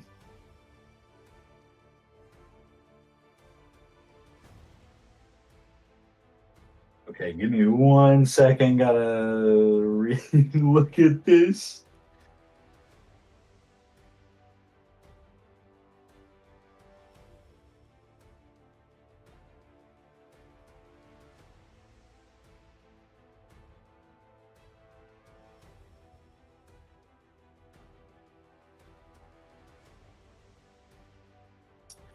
I mean, guys, I'm not gonna lie. Just based off the numbers, you kind of smashed them. I'll just tell you above table. I'm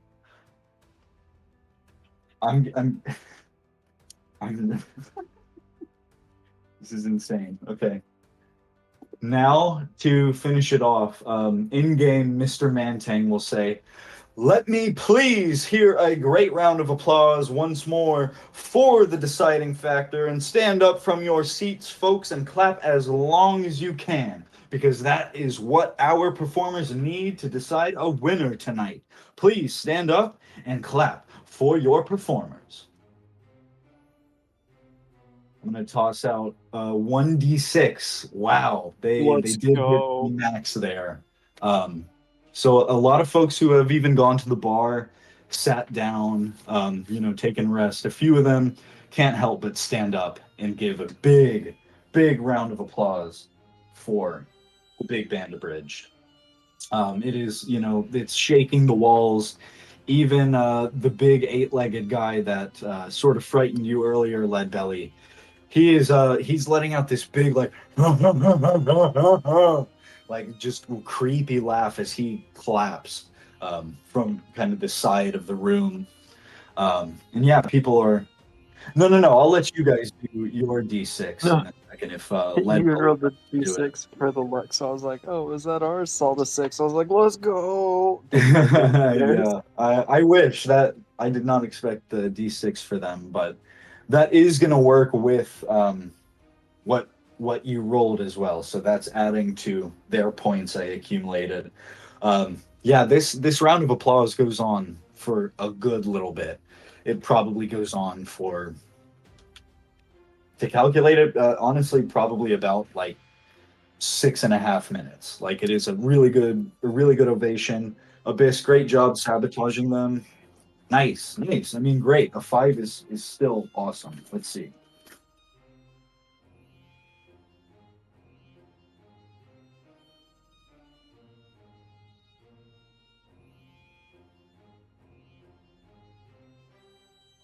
Oh wow. Okay. Mr. Mantang, he doesn't put a stop to this round of applause. He lets it go on, and he kind of glances at both bands. He's like, "Not bad, not bad. You can't lie. Not bad." And once it finally dies down, he brings that mic back up to his mouth. He goes, "All righty, folks. Now for our first performer of the night. Please find that last bit of energy before you go and get a refill at the bar. Give us a nice standing ovation, whatever you think they deserve, for the Sakura." And guys, this standing ovation extends and verges on about 10 minutes. It's just under 10 minutes. You guys are kind of standing up there. At a certain point, there's even some. It's verging on 10 minutes. It's more like 9 minutes and like 20 seconds to be exact. But yeah, I'm not being too exact with my calculations. It's kind of rounding, but it's a lot longer than their 6 minutes. Okay. What do you got in mind?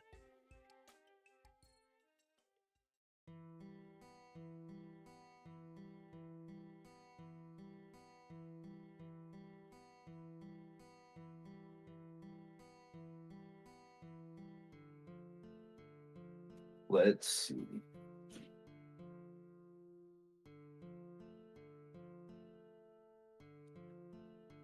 How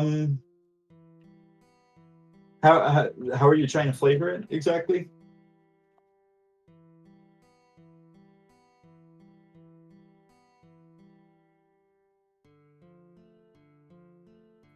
Yeah, okay. Yeah, yeah, and I'll give those he's ooh, nice. Yeah. He's over there dancing with his lady, Kiryu. What do you do when you see that? Yeah, you look at Leadbelly and wink. We die on my shoulder. Oh yeah. Sure.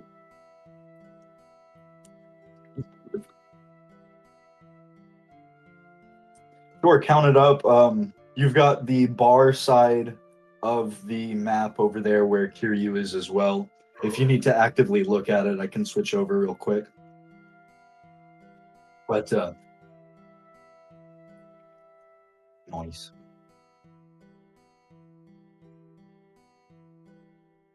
Okay, that's 4.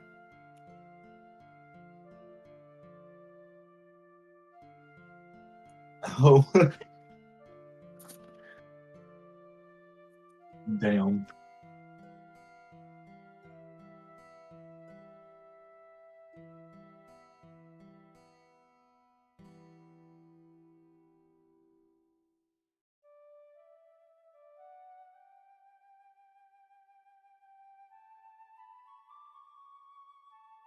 Okay. Nice. Very nice. Yeah, as you guys are doing this and Leadbelly sort of shares um, this even though you didn't give it to Mystical, he's not going to get temp HP, but he is sort of sharing in this shared moment that you're giving them. You guys are hearing across the crowd There's a lot of mostly like Sakura, Sakura, Sakura. But you do hear a couple like Leadbelly, Leadbelly. Certainly a few Kiefs, Kief, Kief, Kief, Kief. And even here and there are a few of the Mr. Mantang workers who are off the clock, enjoying their time in the crowd, who are going, Misty call the janitor, Misty call the musician.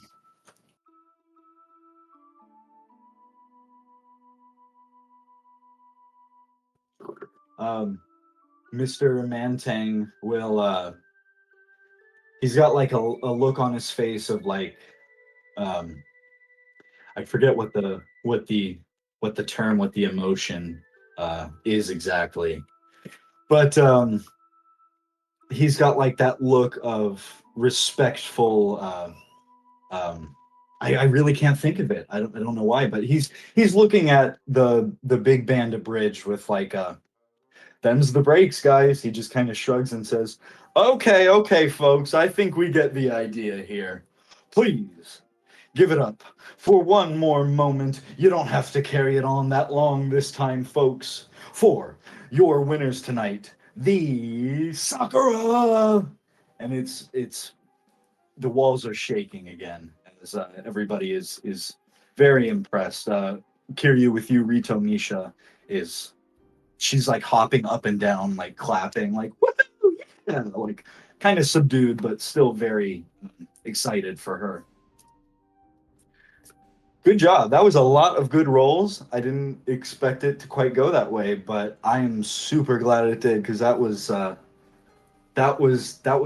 I've been waiting for that, like not to digress and go above table too hard, but like when you proposed this, I was like, oh, this is gonna be so sick. I can't wait to do this next time. I think that was like 4 sessions ago now, so this has been a nice little like contained mini arc, I guess you could say. That this was super dope. Good rolls, guys. Good plan.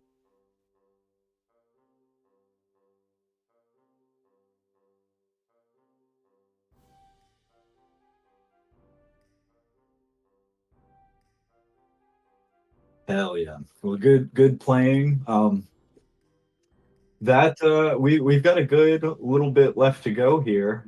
If everybody is down to keep playing, Cody, sound off if you're back, brother. I'll toss it back to you pretty much whenever I hear from you at this point. I return. Let's see. Hey, okay. Oh my. Oh no, I knew. Oh my. I've had my headset on. I had to go get food and help family. Gotcha. All good. Still perhaps a little bit of time dilation, I guess, but as the applause dies down, Leadbelly, Mr. Mantang just turns to you. He sets the mic aside as Beetle Brown storms off stage. He doesn't even consider you guys. He's gone. Purple Jack comes up and he says, "Excellent job, guys. For real.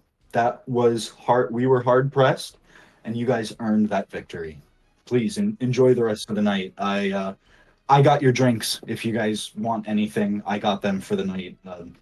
Don't go overboard. I'm no rich guy, but yeah, good to have you here. Good playing, man. Really good playing." He says that to you in particular, Leadbelly.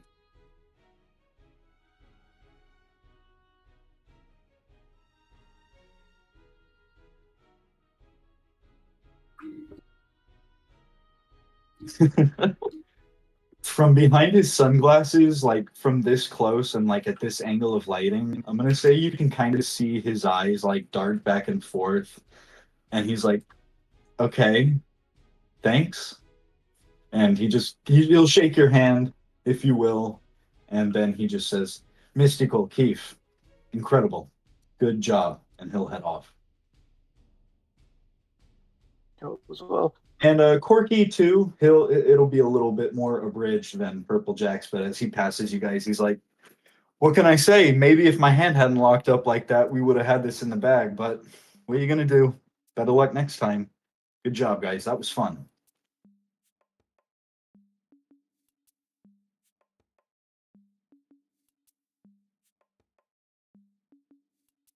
That was Corky Blue. Corky Blue? Yeah, absolutely.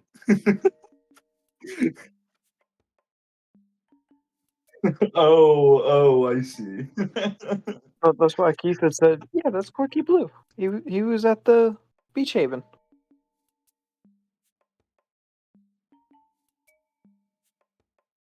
Then how do I know him? And how do I know you?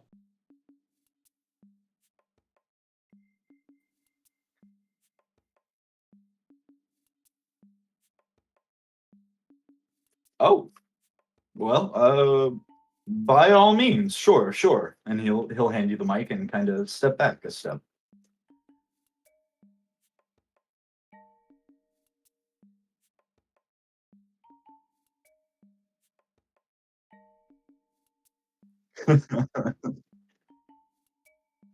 Ooh.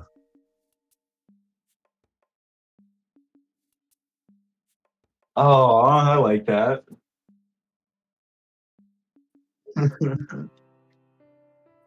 Oh, I love that. Okay. Wait, how did you offset it like that in the grid? It only does it. It only does it in the first time placing the token. So that's why Yeah, it every only time I do works it, I have upon to clear. placing it. I have to clear my old token and then place it. I gotta do it. I hold left alt to do it, but it always really acts up when I do it with player token to player token for whatever reason. I was surprised you made it work like that. Yeah, it's just on Anyway, first drag. sorry. You set it right in the middle of the grid. If you wanted. There you go. But then once you move it, it goes to the next grid space and then it resets. Yeah, but the way you keep it together is that you make Bill able to use both tokens, and then he can use the square over it, and he can move both at once in the way they are. Or you could group us and then move us together. Gotcha. I will certainly do that here. Yep. Oh my, it's it's choosing Kief as the main one, but yeah, you guys head off. Flavor however you wanna do your walk off, but Mystical is eating this shit up. Like no other way to put it. He's doing the whole like mwah mwah, like kissing both hands out to the crowd. He's grinning with this big gap tooth smile from all the teeth he's lost over his torturous time in the South Blue. I don't know if your fingers are still on him, Leadbelly, but yeah, he might be missing fingers or okay, he's not. But he follows you guys slowly.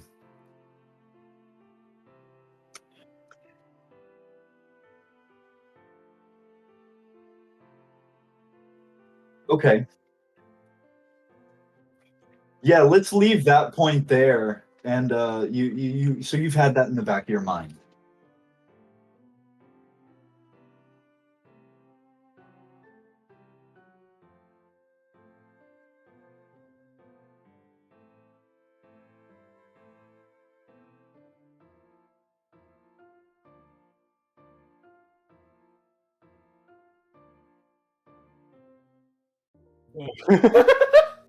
Oh my god.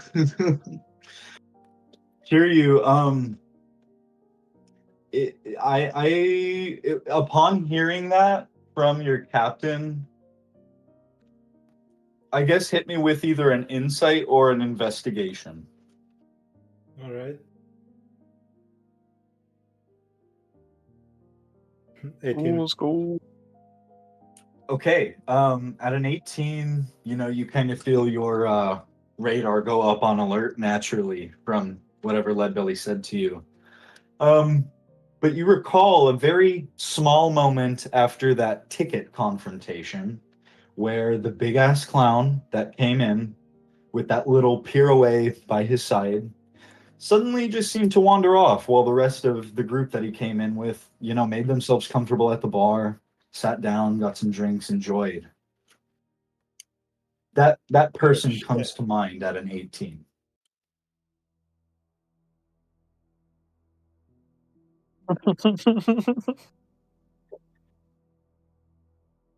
Do you want to talk? Do you want to talk to her before we? No. That was the whole interaction right there. Yeah, they are. They're always a really nice cameo. I like to throw in. Bro, I I'll just just say above realized board, they'll probably never be I was story relevant, but you'll see them a lot over the course of That was just a travels. gag to the background. I didn't I make it was like a canon thing. Like, oh, I know her. I was It's like mute one of those Paper Mario 2 background conversations. I love that. I'm always keeping an eye out Boys. for those sort of things. We have an issue. I just realized I was muted for stream for the last little bit of that.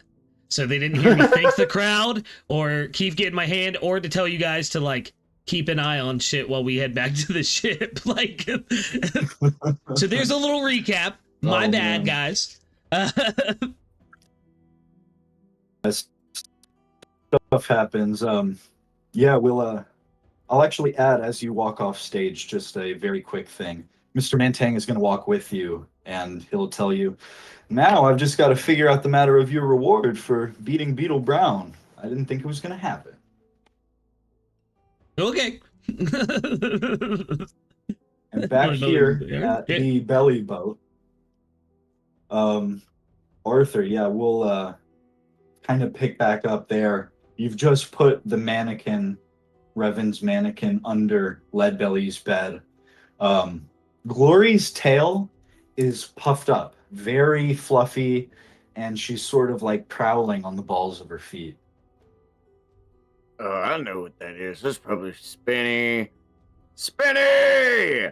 Spinny's up and about! Spinny! Come on, Glory, we gotta go get Spinny! Spinny! I shoot on site. It's on site. No, I already see it. It's already, yeah, fuck this. I was gonna say, as Yeah. you start shouting that, before you clown. make eye contact with this thing, as you start shouting, you hear this pitter-pattering increase, and yeah, this little pirouette, which you would pretty much automatically recognize as the little thing that had accompanied the big clown that asked for your ticket at Henry the Horse's. He's got this creepy little childlike smile on its face as it comes forth and stares at you and extends its arms. Doesn't matter. I shot Unfortunately- on site. On site. I shot. It's done. Does a 26 hit? You know what? Yeah. I'll let it slide for this first one. 26 absolutely hits. For 4 damage, though, interesting. You hit it right in the gut. I told you guys I'm scared of clout. It's literally in my sheet. It's You hit it right in the gut for 4 damage. It actually cuts right through it, and you hear the bullet kind of clink along the ground behind him. And this pirouette, sort of unchanged besides a moment of that impact, runs at you with its arms outstretched. Since you have this fear, I'm going to give this to you at... This is kind of funny. I don't even know if this is really how it should work. disadvantage. I'm actually going to say advantage on a charisma save. The DC is really tough, though. I'll let you know. I am not charisma, so it's okay. Oh my goodness. Oh my goodness, bro. Is that a critical hit? Whoa. Absolutely. This pirouette starts giggling and laughing and it starts charges you with its arms outstretched. You feel a moment where you're like, oh, maybe clowns aren't so bad. And then that lets up. On that critical, I'm going to say you don't need to roll to hit. Just roll me another revolver damage if you want to shoot this thing again. I realized that the revolver didn't do anything to it, and I'm like scared out of my mind. And I'm like, "What would Gojo do?" And then I cast Shatter at it. Oh my! Okay. I'll burn a level 2 slot for that. Yeah. 3d10 thunder damage, and thank you, Glory, for not actually being in front of me. Yeah, Glory is still in the captain's cabin at the moment. Just watching this through the open door. Where did that type? What? What the heck? I don't like having to type things. Nice. 3d10. Not bad. And they'll do 16 damage to him. And it'd be like, ah, Gojo hates clowns! Gotcha. I shouldn't have rolled that. You rolled that crit, so I said it would go all the way through, just kind of defaulted. But yeah, that automatically hits it, and I'm trying to think of how to. This one's tough. The pirouette does shatter as it gets pretty close to you, and you kind of expect like blood and guts as you see its like skin rip apart and fly aside on either side here. But it's like skin and clothes sort of flutter to the ground or to the floor, I guess. Like paper. It's like wrinkled up paper. There are no like innards to this thing as it you kill it. I always knew clowns were weird, but if there's one, Spinny! I sprint up the stairs to go get to Spinny because he's unconscious with clowns. Arthur's freaking out. I can't leave my friend to die. That's Spinny. Roll me. I'm gonna need an active perception flat as you head up the stairs.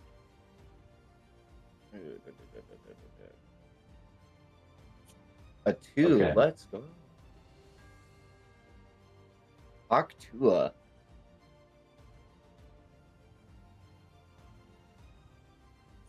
Does a 23 hit or Oh, yeah.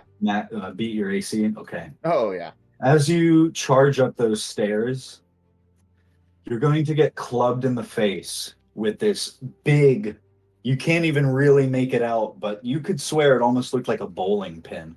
And it just connects right with your face and knocks you back down the stairs. Ow. I will, I'm going to call a quick, like 90-second intermission there. We're going to hit that commercial break as Arthur lands back down on floor 2. And at that point, Glory does run up to you. I'm going to go get a quick refill, and then I will be right back. We'll be right back after these commercial breaks. Hi, are you tired of your dirty deodorant? Have you forgotten your toothbrush lately? So I get the toothbrush alarm. Anytime your toothbrush is more than 10 feet away from you. Introducing the neck basket. It's a basket for your neck. Tired of your hands being full all the time?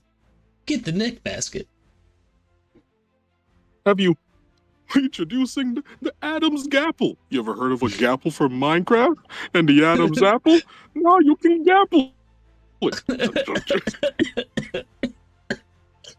Ragnar almost killed me. Oh my god. That's great. It's Rosh1 Adventures with Sakura Pirates here to tear down the establishment. Not to be everyone's flavor of potato chip, but we're really making a good use of this time. Yeah. Speaking of potato chips, try new As Lay's Arthur's flying Skin backwards down the stairs. You're probably wondering how I got in this situation. Fit. Now you're probably wondering how I got into this situation. Well, it all started yesterday. Y'all were rolling really well. I didn't make a single roll. It was like all 20s. I think one person got a 19. Like, All right, like that was crazy. Yeah, Spinny might be dead. It's not bad. No, he is. And- I mean, I wouldn't leave someone. I mean, if they're asleep, kill them in their sleep, and then you don't have to worry about them warning the captain or anyone.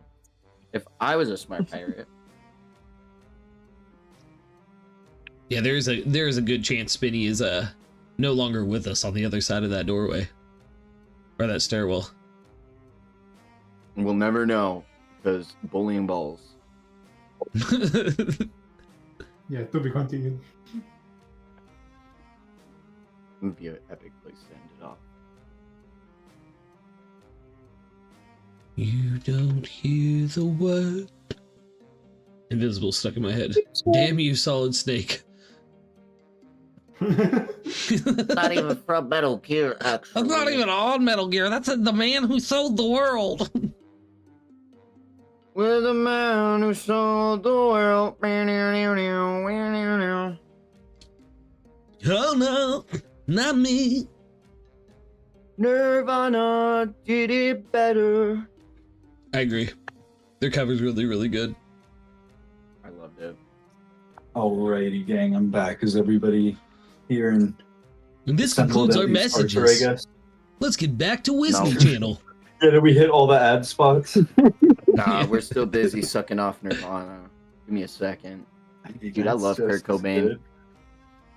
Alright, I'm ready now. If you could make a character named Kurt Cocaine, though, and he's like a drug addict in One Piece D&D, that's like super. God bless this cocaine. Give me the gas to beat this demon. Give me the gas to beat this dude. Galaxy gas. Oh my god. No. This video will never be monetized. I mean, no. No. That got me. That I had to that act was like good, I bro. just hit one, you know? No. Oh, brother. Do you hang with the name? Arthur, as you kind of feel your face take this blow, it's the pain sort of slowly coming on. At the top of these steps, you see that big clown that interrogated you. He's kind of got to stoop down under the archway to make it down the steps. Can we For not you. do this on the ship? I will kill you. Oh, you'll kill me. I just want to see your ticket, your ticket, your ticket, your ticket. Hey, okay. How about this? It's fuck you. Oh my, oh my, oh my. He's a comedian. He should be a comedian with Mr. Mantangs. If he No. had a ticket. I don't have a ticket. That was the joke. I'll go ahead and say, unless you want to actively run this any sort of other way, we're going to go Oh. ahead and roll out some initiatives. You're gonna love this, because I'm super worried about Spenny, and I'm gonna focus all of my shit into running past this dude. I'm gonna cast Zephyr Strike, which doesn't my movements will no longer provide opportunity attack. I'm getting by this guy, and I'm going to go my. get Spenny and make him see. Oh, where's my initiative? Wow. Glory, Nice. be careful. This guy's weird. Where's Glory? I got it. She came up to you right before. Oh, you meant her sheet. Gotcha. Holy shit, you're the goat! I mean the cat! The cat is the goat. She's the G-Coat, the greatest cat of all time. Dang, Okay. Glory with that fat 20. What are you going to have her do first? Glory, that dude hit me in the face. Fuck him up. Meow! Glory says. And Glory's gonna run at him and do a swipe at him. I'm gonna roll for a claw swipe. 11 probably doesn't hit, but Unfortunately, not. This guy is a little bit of a tank. Yeah, 11 is Doesn't this not creature have gonna- multi-attack? nope, nothing of the sort on the sheet. Yeah.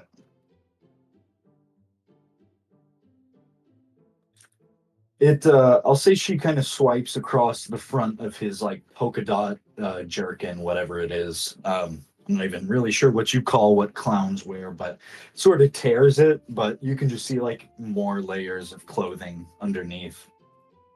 And he is big, so he is taking up a lot of these stairs, but if that's all for Glory with that Zephyr Strike, you will be able to dart around him. Hell yeah, I need to get to Spinny.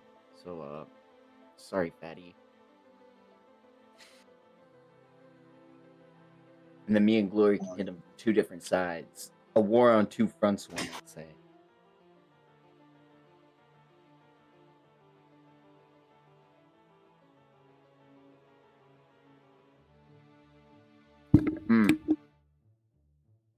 Mr. Getting Okay, out. let me get you up here to the first floor. Spinny, you First thing gotta you wake see when up! you come Spinny! out- Spinny, wake up! Spinny! Spinny, wake up! I'm gonna kill every single one of these clowns! Spinny, if you don't get your fucking ass up! Spinny! He is very much still fast asleep as Oh you my come God. up and say that. But he is grumbling as you do, and he rolls over. What is it, Dad? I don't want to get up. Spinny! Oh my God, this is so much more than you right now. Jesus. It gives me advantage on one attack. I'm gonna fan the hammer into Fatty on the stairs, even though I know there's 1, 2, 3, 4, 5, 6, 7 of these fuckers. I'm gonna yeah, I'm gonna fan the hammer into Big Boy on the stairs. Nice. Blah blah blah blah blah. Tick that, and then we pew pew pew. I get advantage on one of those, so I'm gonna re-roll that 11. Hell yeah. All right. Do any of those hit? Damn, I'm really sorry. It's all I good. don't think that's ever happened to you before where all three miss. Yeah, all of those are unfortunately not going to connect. Nah, Leadbelly wouldn't be hoofing it. Leadbelly's getting talked up by Mr. Mantang for his prize.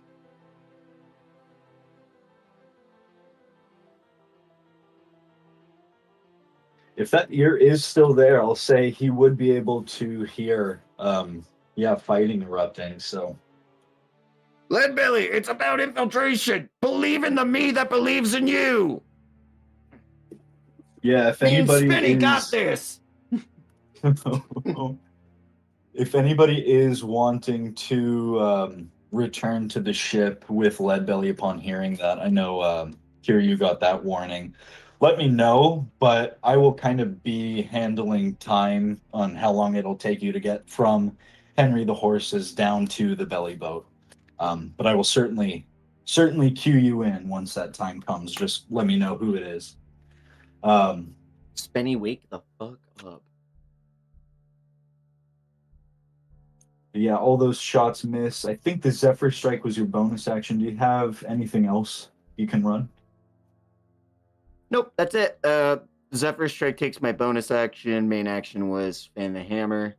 Missed. So that's it for me. Nice.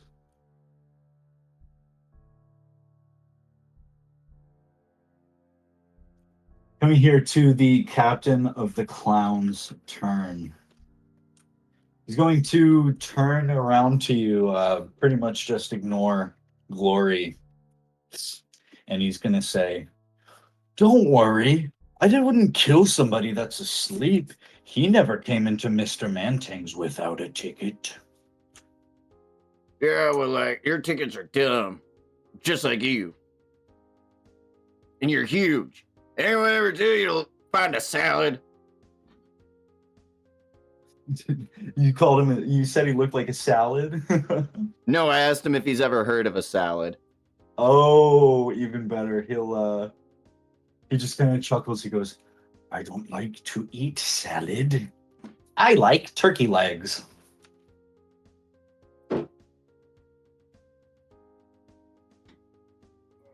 Gobble, gobble. He will fling that bowling pin. Oh my, what is this? Let's see.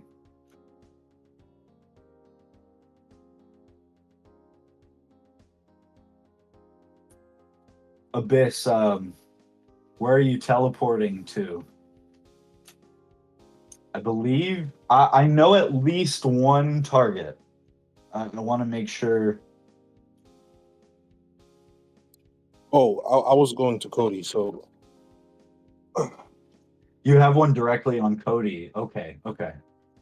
I forgot about that one, but I think I remember now. Yeah, if you want to slip down there, here next to him and join that initiative right there.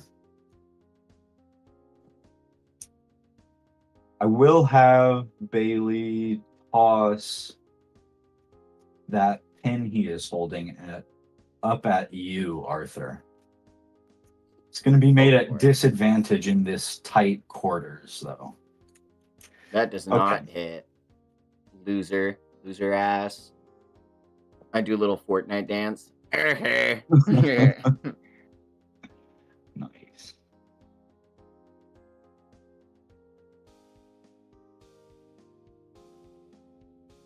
Oh man, That'll be hello his- there, Abyss. Are you?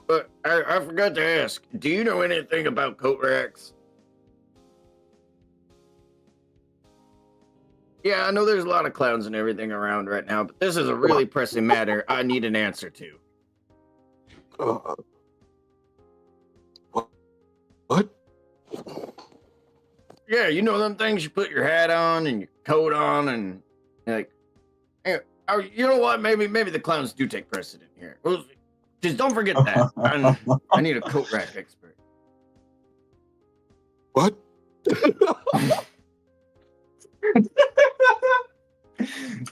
Even I'm gonna even say Bailey is like staring up at you guys as Arthur says that. He goes, why are you worried about a coat rack?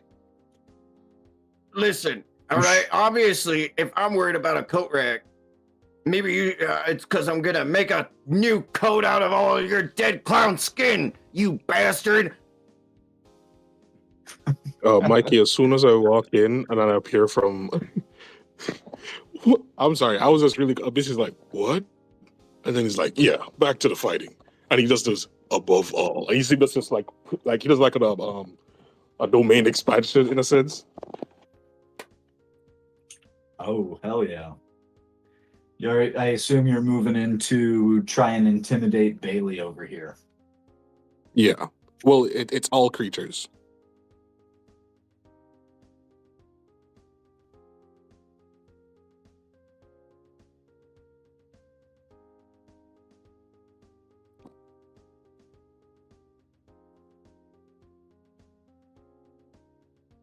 Nice. Roll that whenever you can. Oh, I was waiting for the DM to let me know. Oh yeah, you're good. Okay. That'll be Bailey, so his initiative is also going to drop to 1. Great. All right.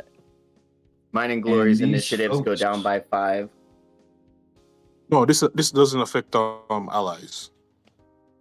I just it Right. said creatures in there, so and I don't It think doesn't it mentions if discriminate. it's Actually, enemies. it doesn't discriminate. You're right. Yeah, so I would we say- do take also a -5.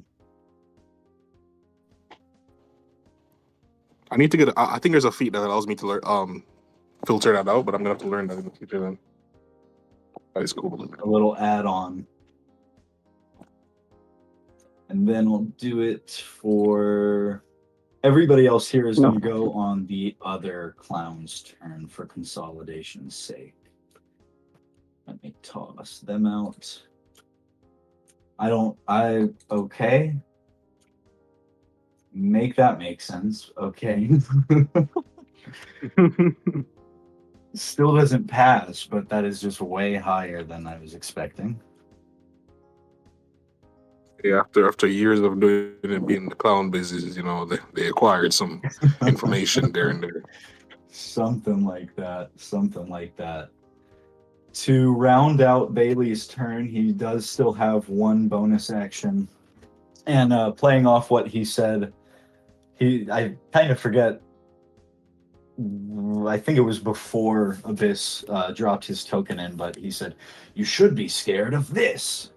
And he will blow up a balloon and start really viciously twisting it around and tying it together. And he forms this balloon animal, which as he places it on the ground, it expands up to about, human sized, maybe like somewhere between the 5 and 6 foot range on all fours, and sort of takes like a four-legged stance there against you guys.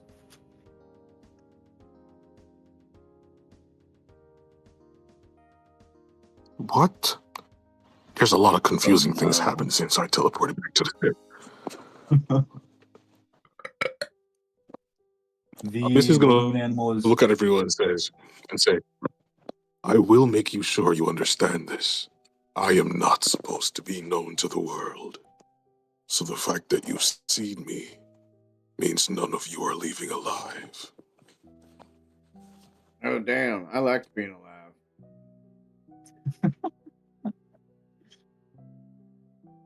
And don't forget about the coat rack. What coat rack? What coat rack? What coat rack? The one I need when he gets my really cool coat. The balloon animal is going to try a stomp on you guys, specifically Abyss. And as it rears back on its back legs, making that awful squeaky sound, stamps its front legs down but misses you. Yet the impact would automatically reveal to the both of you, like, that makes no sense how a balloon animal is able to have that much force behind it. The boat even rocks a little bit. It's now sort of askew since you guys are on the beach. Man, what would Mitch do? This thing hurt. The clowns I'm going to have, the official clowns I'm going to have go first. These two are going to step forward. And they've both got pistols on them. They're going to take aim at you, Arthur, both of them. Okay. Oh yeah. What is this? All of those hit. Okay, damn. Let's see. Low damage, at least. We'll call those just skimming shots as they sort of fly past you and graze your arms a little bit. Definitely stinging. You feel your body tense up as they both hit you.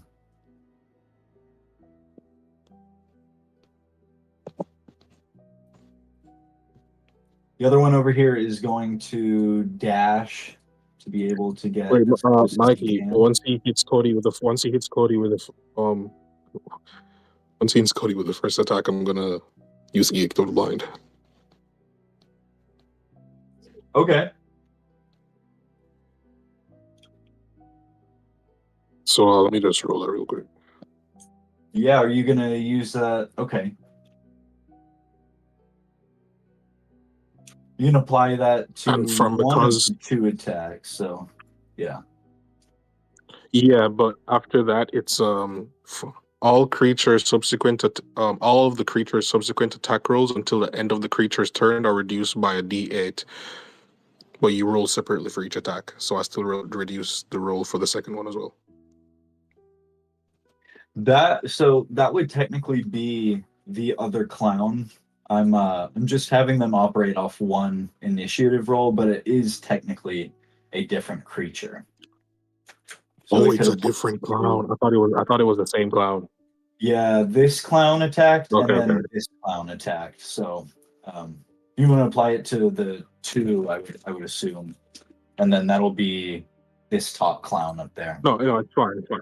No, I probably wouldn't do it. I'll probably wait for something like a crit or something. It's fine. Okay, I got you. Yeah. With those three clowns done now,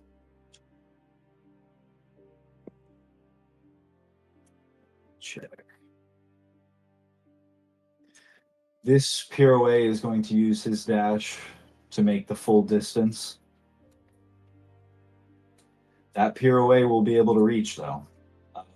Arthur, once again. And this time I'll just take it. Where did that just go? I didn't close that. I will need another Charisma I'll need save. another charisma save, sir. Oh my god. Just barely skirting by. Yeah, you are you are cracked, sir. This Pirouet runs at you, giggling like the other one, and as it extends its arms, it leaps up into yours. And although you do catch it, you're able to toss it aside here and let go of it. It's still just right beside you, but it's not able to latch itself onto you, and you're still filled with that aversion to clownery.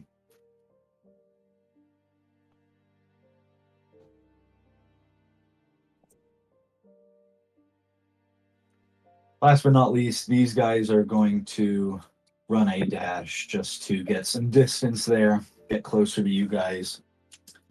It'll bring us back to Glory, the Ocelot. This is the top of the round, though. So with you having come upstairs and alerted Spenny now, and with, fighting happening right next to him, you guys do see his eyes flutter, and he kicks his legs over the side of the bed. He's holding his head. He groans. Oh, why can't a guy just sleep around here? Because clowns are evil and me and Leadbelly healed you. Now get the fuck up and fight! You guys might remember he had like a chunk of his lip that was sort of like hanging off. And it's slightly healed, but as he sits up, the end of it still sort of like hangs down. And he gives this like bloody little grin as he looks up at you and he goes, "Oh, we're having a fight? You should have just said so." Oh my god, Spenny, I swear to God, we might have another one if you keep this up.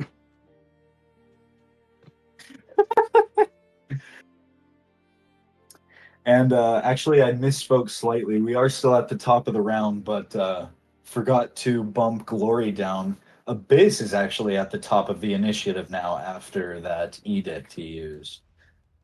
So, Abyss, lead us off.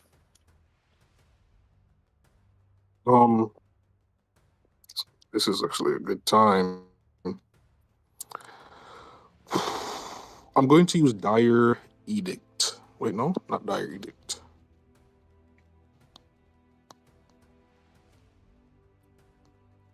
Yeah, I'm going to attack. I'm just going to attack. Why the hell? I'll pull up my revolver. My blicky on the dresser. I'm just going to shoot. One of the clowns that were running toward this. Okay. You're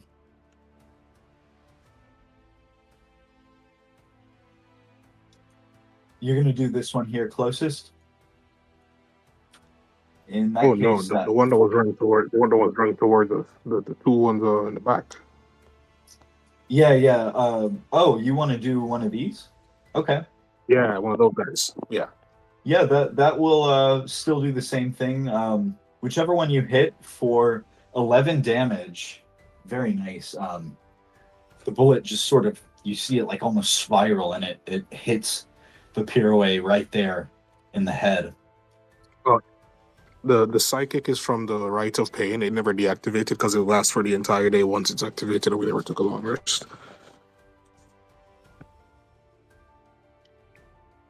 Oh, when did you roll that? That was with MFP 5 or after? MFP 5? The gang of water bikes. The water biker postcard people. Is that where that comes from? I think so. Okay, so you said that deactivates after a long rest? That will change. But it stays. Alright. It deactivates after a day. Has it been a day? Oh, if it's after an in-game day, then we're still good. You still take it out. Okay. If it's a long rest, then yeah, it would still be up. But if it's a whole in-game day, yeah, you're good. That thing does go down at 11 damage. Beside its other pretty much identical Pirouet That one doesn't seem to have any reaction to you taking down this nasty little creature. Very cool. Oh. Well, that's unfortunate. Anything else you want to run? No, that's my turn. Nice. Nice. All right, Arthur, we're hitting it with glory next. He's gonna make another cat swipe. Ow! 13 don't hit. Yeah, if you're going after Bailey there on the stairs, that guy is, 13 is not going to hit him, unfortunately. Spenny coming up, though. He hops out of bed there. He's going to look on either side of him at these little pirouettes. He looks at the one you've just kind of tossed to the ground, just barely able to avoid them like hugging you. And he looks at the other one who's like standing by his bed. He goes, God, these things are creepy. He's going to launch with all his might, pull that palm back. Downward jaw palm on the one to his right, I guess it would be. Woo! Woo! Yeah. Perfect. He palms this thing right in the head, and he kind of blasts it back here to this bed. And as he does so, it gives off a little explosion that it is unlike the explosion that you caused on the one downstairs with the shatter. This one gives off a lot more force, and it blows a corner of the bunk apart, and the bed sort of clatters and falls down. Spenny will go, whoa, didn't expect that. We'll bring it to you, Arthur. Well, what are those die you put down, Ragnar? Oh, I did the abilities again to nerf the performance guys earlier. That does damage to me, so I was just doing that right now. Oh, nice. Yeah, good looking out. You can, I guess it's not really a big difference, but you can keep your temp HP since that was before you would have gained that. Right, great.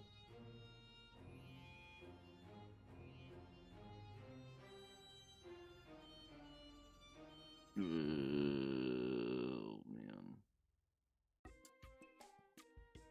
Okay, so who got hit by that downward jaw palm? There was another one of these like pirouettes on the other side of Spenny's bed, and he sent that palm right into its face and pushed it back. And yeah, it kind of had this weird explosion that broke the bed. Oh. Let's go, Spinny. I think that's the first downward jaw palm he's connected since Rio Machi. Landed, yeah. Like that was supposed to be his signature move, and he never hits with it.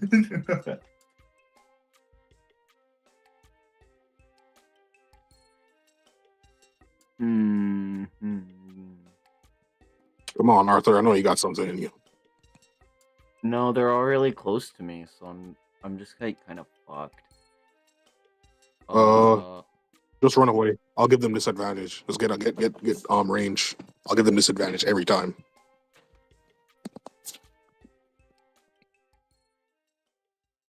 Or I'll just block the damage completely if it's bad. Oh man. Oh.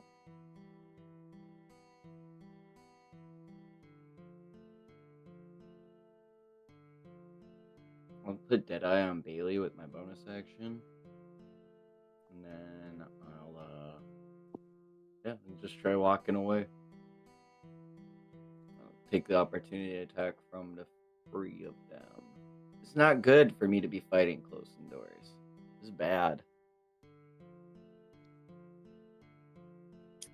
Luckily, the Pirouet, they do not even have opportunity attacks, so that's at least one. I'll roll a slash from the balloon animal, 11 which I does don't not think that hit. connects at all. Bailey is unarmed right now. He'll just run an unarmed strike. Which, damn, Oh yeah, that hits. I'm Oh an my Kind of intercept God. blocks your attack. elbow. Yeah. My If you want intercept. to run an interception.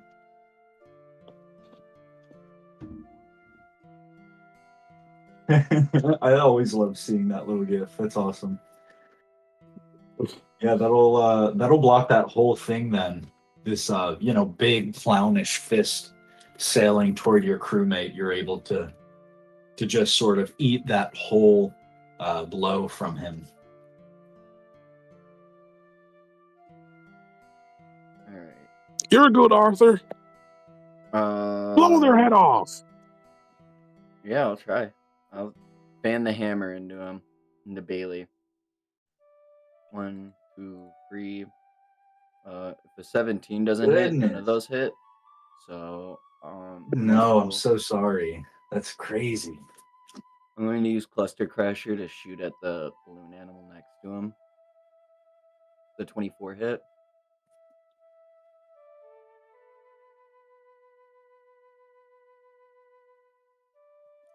24 does hit on the balloon animal, yeah. Okay, that's 10 damage.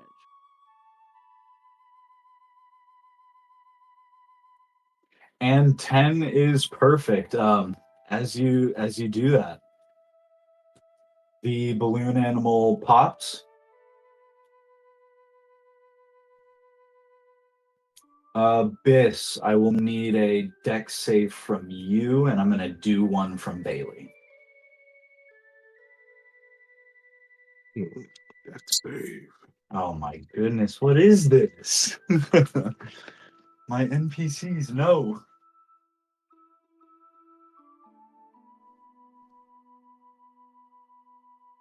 Yeah, I got nothing to make this one. I'm just gonna roll it. Let's go. Come on. Oh man. Okay, 10 does not, unfortunately, quite hit that DC. Unfortunately, on his crit, Bailey just sort of does like a duck and cover. He just fully turns around, shields his head. Abyss, you're going to get hit with a flat 10 force damage from this explosion as Arthur's attack detonates that balloon animal, pops it. Right. It's just one. I reduced that by one. Okay. Or would that not be 2? Wait, what am I reading How that much? wrong?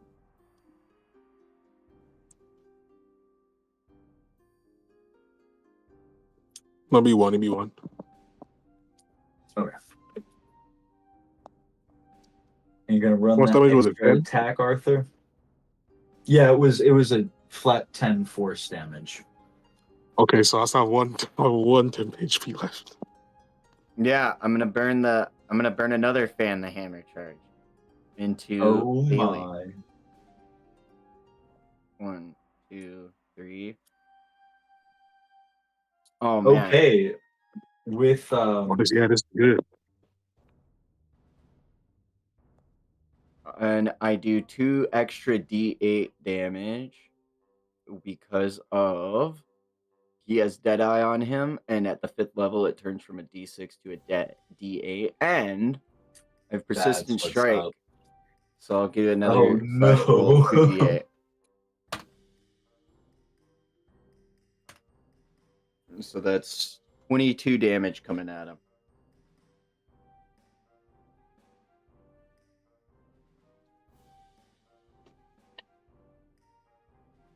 First damage done on Bailey, but that is a punch right there. Very nice.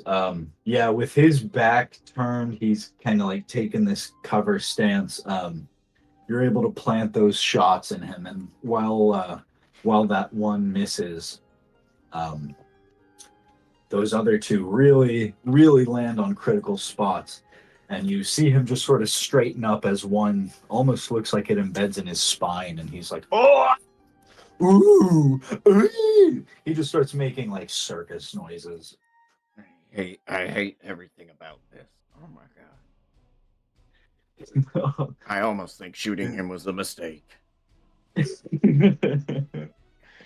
Have you? I think That's Deadeye it. was your bonus action. That's your turn. Okay. Coming down to Bailey's turn, following off him taking those attacks. I'm gonna say he turns to you, Arthur, and he'll go, "I just wanted to see your damn ticket." And he'll squeeze his big red button nose, and it goes, Oh my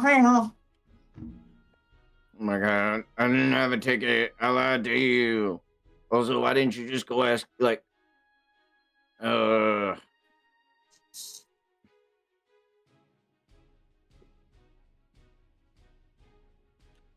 asked you because I could sense you.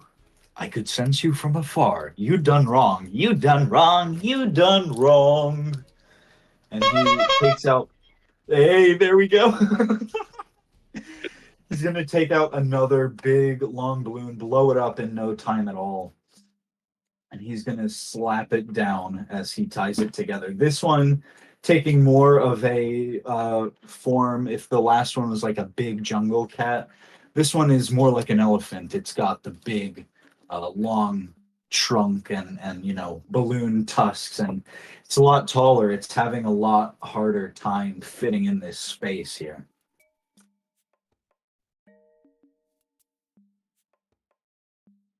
Go ahead and expand that. He does still have his regular action off of that, though. And at you, Abyss, he's going to make an unarmed strike. I block it. What is your AC before you do that? 21. Is it? Oh, Plus okay, 9%. nice. Yeah, then he sends that ham fist just hurtling at you. But you're too slow. You're too slow. And that'll be his whole turn. We're gonna bring it back here to the clowns. This one's gonna bum rush Spenny. Pull out. Actually, he's gonna run a simple unarmed strike, which does connect. Forgot Spenny's AC is boom.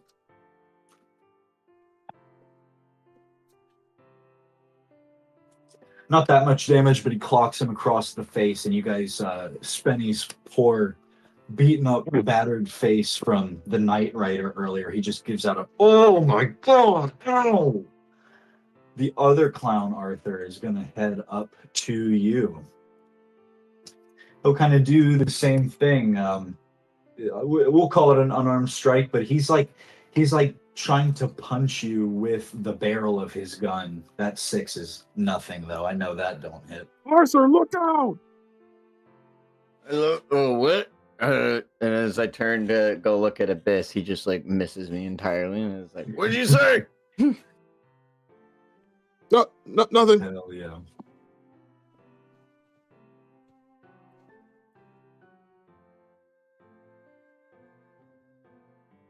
This Pirouet right here. That's fine. All right, my turn. I'll be like, we still got I'm gonna look at the two big guy. Pirouets. We still got 2 Pirouets, the balloon animal, and then the other clown left. Before we get to Abyss, the one closest to you guys, Abyss, it's actually going to turn to you, and with outstretched arms, it's going to head your way. Yeah, you probably don't. You don't like guys like me. Come on. That does initiate an unarmed strike from Spenny, though, who is right next to him for an opportunity attack. Wow. He I'm going to say he sees this pirouette heading for you, and he kicks it square in the back for as much as he can, and he sends it hurtling toward you. And it does that same explosive thing that the other one did to the bed, breaking it, which will deal a flat 10 force damage to you, Abyss, unless you have something to negate that. Interception. You see me just put my umbrella forward, open it, and start spinning it. It's Right still not on. enough. Abyss stance. I got lucky. All right. Only 2 damage, plus my temp is gone now, so I was like 1 actually to my actual HP. Nice. That's not bad at all. Yeah, is that it's a very small and rather contained explosive, and it sort of bounces around the sides of your umbrella. Very cool. Very cool.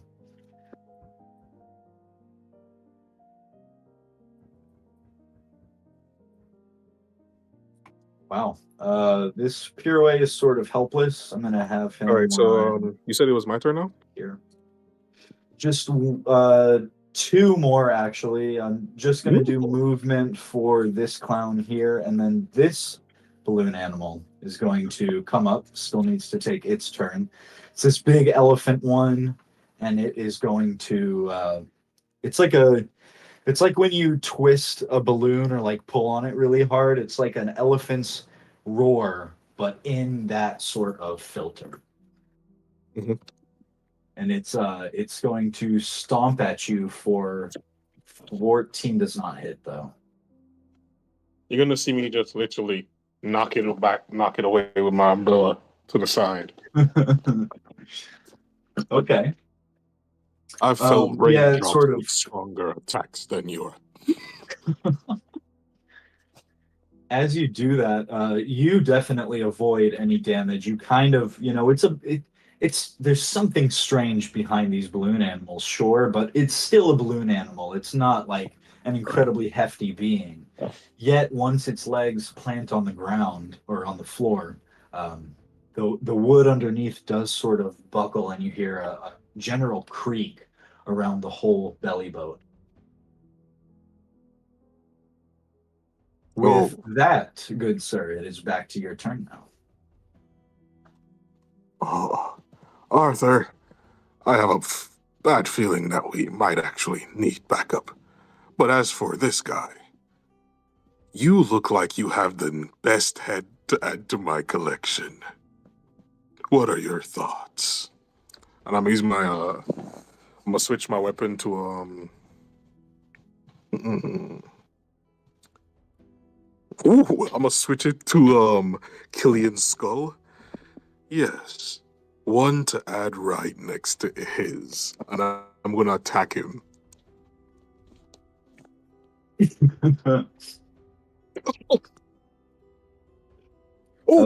Man. You know what? I'll use inspiration. Why the hell not? Honestly, why not? Sure. Feels wasted here. I might need this in the future. If I just hit, it won't feel wasted. Wow. Yeah, this guy is a tank, but a 22 will connect. Oh, there you go. It's still... Yeah, okay. Yeah. Good. All right. Once I hit with that attack, I'm gonna use my bonus action to with this. Yeah, I'm gonna drop the skull and just jump up and just hit him with this. Oh, come on! I missed.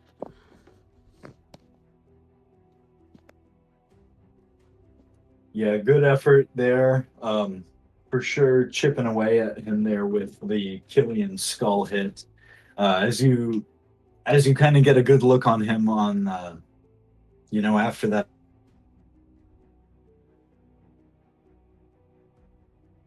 At this point, but he's still got that dumb, fearsome grin on his face.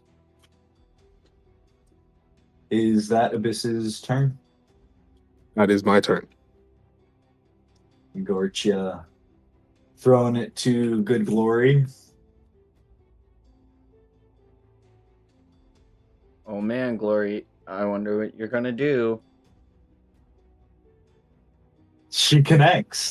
that 18 meets. There we go. Yeah, glory. Yeah, glory. The spirit of Mitch lives on. It's pretty good, yeah. She'll get a solid swipe on like his thigh or something. Meow. Meow. I'm a cat. Meow. Very nice. Very nice. Bringing it to Spenny. He's going to focus on this fella here. Good to be back, you guys hear him say. He winds that palm back.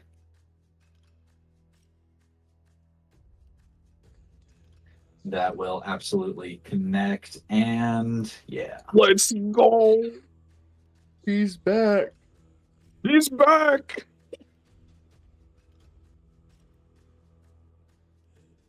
He sends that clown stumbling off with a devastating downward jaw palm. He kind of falls to the floor beside parts of the broken bed. Arthur, good sir.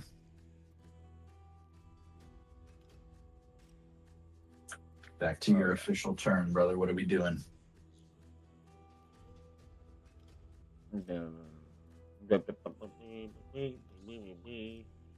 I'm gonna. Let's see.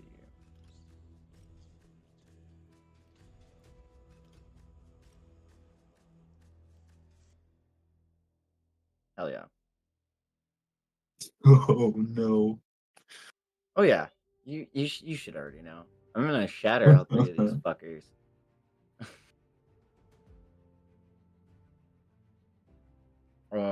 They have to make a Constitution saving throw, spell save DC. If not, they take 3d10 under damage. That's it for the pirouette. Definitely doesn't make that. Neither of the clowns make that either. Oh, so they my all take word. that 25 damage. Yeah, that for all three of them. Well, for the pirouette, I'll say you see it explode the same way the one downstairs did. There's not a lot of force behind it, and its pieces sort of flutter down, still existing with like a paper quality. The other two guys are absolutely decimated. Yeah, they are toast. That's why you don't mess with the Sakura pirates. And that's my turn.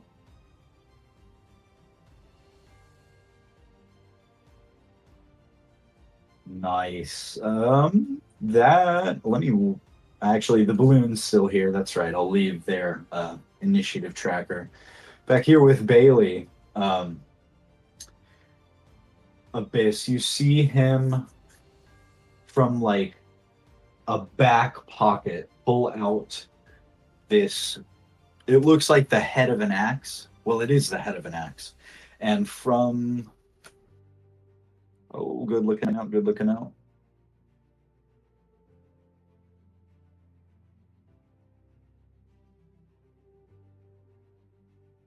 That's crazy. Yes. Yes. That's crazy. I love that you had that to the day. Good. Good catch.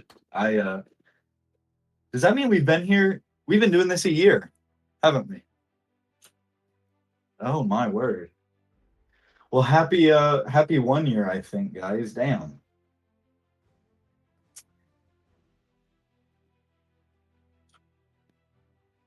The captain of the clowns will pull out the head of a great axe, and he sort of like a segmented baton, he stretches out the hilt of it. And you see Abyss, this fury, enter his eyes as he takes that now big, long, two-handed great axe in both hands and says, I'm very tired now. I want to go home, little creature. He's going to swing that great axe down at you. I know that 10 doesn't connect. Still going to take that damage as the axe, not you, that axe connects into the side of the belly boat. No, I'm gonna take it. I'm gonna take it. Okay. Nice.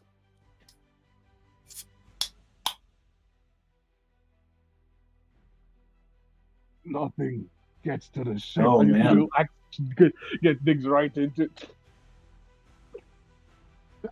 This is so cool. It was worth it. He feels a little bit of resistance on the hilt, but this is a big, strong boy, and even though he missed you with that dumb lumbering strike, the axe is going to connect there into the side of the boat, give it a little bit of damage.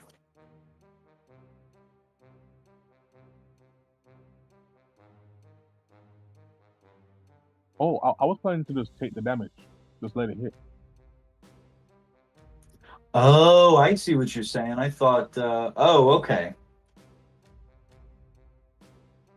My bad, misunderstood what you meant. In that case, yeah, absolutely.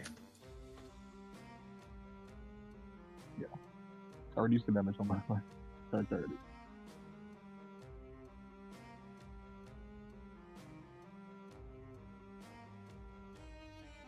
Nice. Yeah. Incredible, valiant efforts from a chief deckhand, if I do say so myself. Absolutely looking out for your ship. The balloon animal, having been staggered back, is now going to try that stomp on Spenny. Same deal. Spenny's able to just kind of duck and weave, get away from it, as instead the balloon animal accidentally destroys his bed.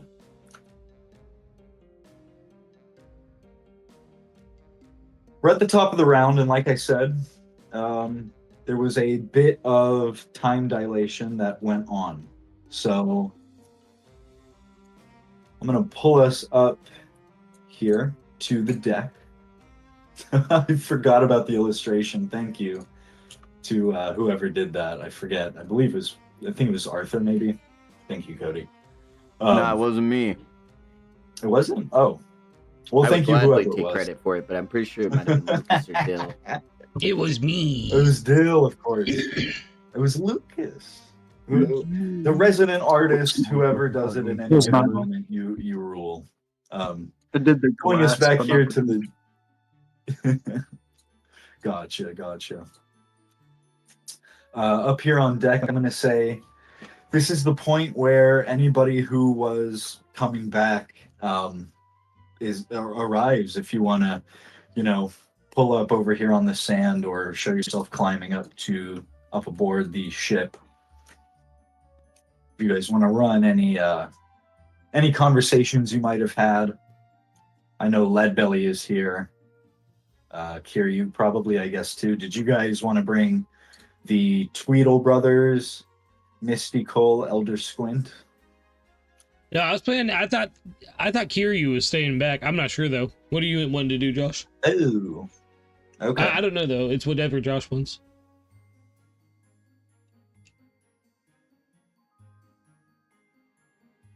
Josh? Is he there? No. He might have fallen asleep. All good. We can say the first mate got the night off to enjoy a lucky lady's company.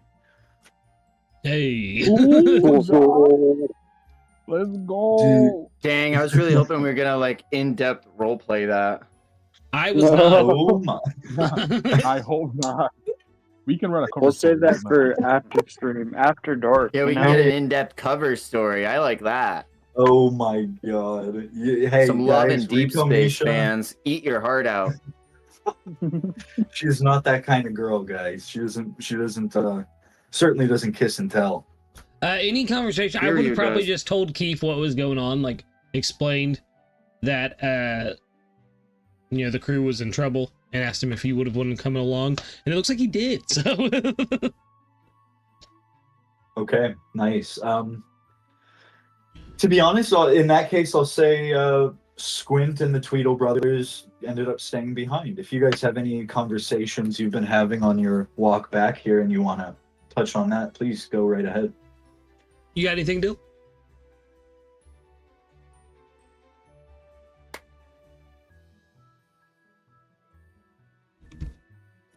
In that case, as you guys kind of come up here and climb aboard the ship, Leadbelly, your very first thing you're going to notice is Leadhorse is freaking out over on the helm deck, wickering, stamping his hooves, like very, very visibly upset about something. What's wrong, boy? I'm gonna run over to him and try to like stroke his mane to calm him down. Of course, as you do, you are going to feel that that deck underfoot sort of shudder a little bit, and there's a sound of some sort of commotion coming up from the stairs. Kief, I think we need to go downstairs. My dog That's is a big freaking out. dog. That's a big dog. Right? That's what I said. He's a good boy.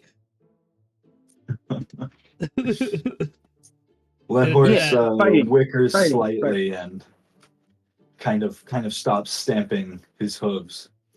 As you guys come down here to the first floor, whichever set of stairs you want to use, feel free.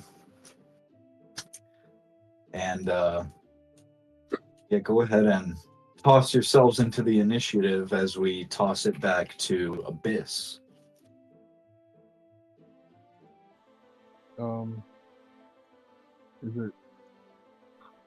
Is it my turn? Yeah, so this is happening kind of at the top of the round. I guess actually Leadbelly is coming in with that 18.13. Yeah, He's he's come- not affected he's because going- he wasn't here when I did the above all thing. Yeah, true. Wait, I'm sorry, I had a hard time hearing that. What did you say? I'm saying he wasn't affected by the above all thing, so he was technically first. Yeah, no, they're coming in after that, so they're not privy to that. Yeah, as you guys come down, Leadbelly, kind of nice. You being the captain, yeah, you rush into gear, seeing these interlopers on your ship. Oh, yeah, I do. Let me see the range on this bad boy real quick. Oh, fuck yeah. I'm gonna use Irene's Mercy. I draw Irene and swipe a fucking like shot of fire from her at that balloon, that big ass balloon. Does the 19 hit? You cut up a little bit. You're sending it at the balloon animal or at Yes. Bailey? Yeah. Like I come in and I'm like, hey Oh. Arthur, oh my god! Whoosh! That's such a bad move. I wanted to keep Spenny alive as possible. A 19 actually does not hit that. Oh, thank God. It's going to flash right past this balloon animal, and it goes like kind of under its legs, and the heat of it kind of causes. Captain, the do balloon not hit animal the to balloon. rise a It little. explodes and does big hurt. And I assume because this is a much bigger balloon, that it's gonna be worse. I'm gonna move up here. I think that was about right where it is. I wasn't fully in a square. Let me measure again. No, I wasn't. That one? Yeah, so I'm one back. And then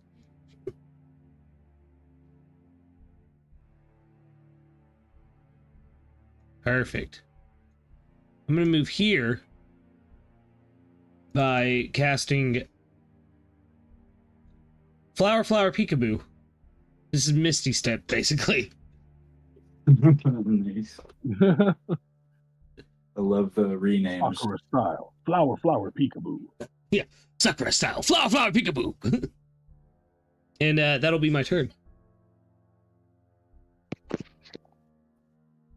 Sweet. All right, Abyss. Now we are back to you. Spinning! This is You're gonna good, be sorry. like, I'll be like, Arthur, can we lure him to the deck? We're kind of a disadvantage in this cramped space. I mean, I walked away already, but like, no, we cannot, because if he goes down below, he's gonna get my coat rack. What? Also, Glory's downstairs. Listen, this will all make sense after the battle, but we cannot let him get to the coat rack. I don't know why this is such a hard concept for y'all. Dang nabbit. Arthur, quick! What's a coat rack? It's a thing you put coats on. Oh my gosh. I'm gonna pick up the raver. I'm gonna pick up Killian's head, and I'm going to attack the big guy with it.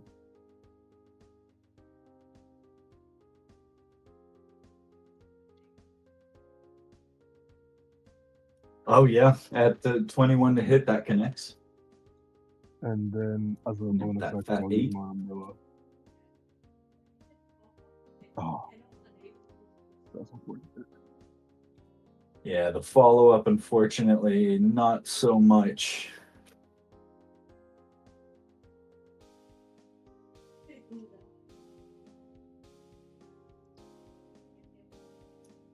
Believe Yeah, that's that's my everything for you, correct, sir? Okay. That is Keef, I see you measuring up that distance. I'm all on a hit die. Oh no. Keef tossing it to you. I saw you measuring out. Throw it up. Yeah. Yeah, you weren't supposed to be able to see it. I had broadcast to others turned off. But I am going to hold on, let me have it on linger. Because it's in multiple parts for my movement.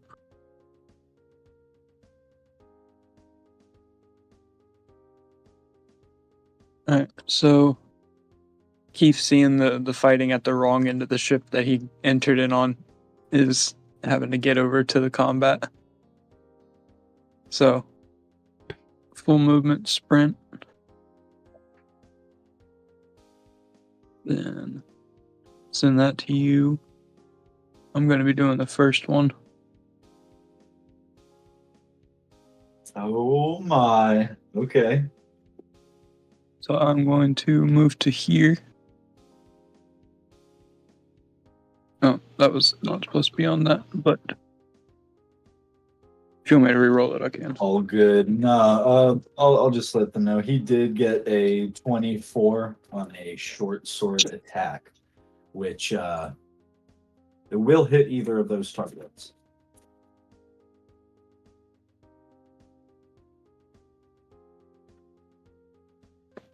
I'm going for this one. And The clown boy. top left. Yeah. Well, they're all clown He's boys. down. If you want, you can attack him. He is down, but not dead. So I would say that would probably kill him at that point. I have to, because if not, I wouldn't be able to finish out the movement and do this as well. Yeah. I see. Keith came in killing. Oh! Oh boy, here I go killing again. And then Gee whiz.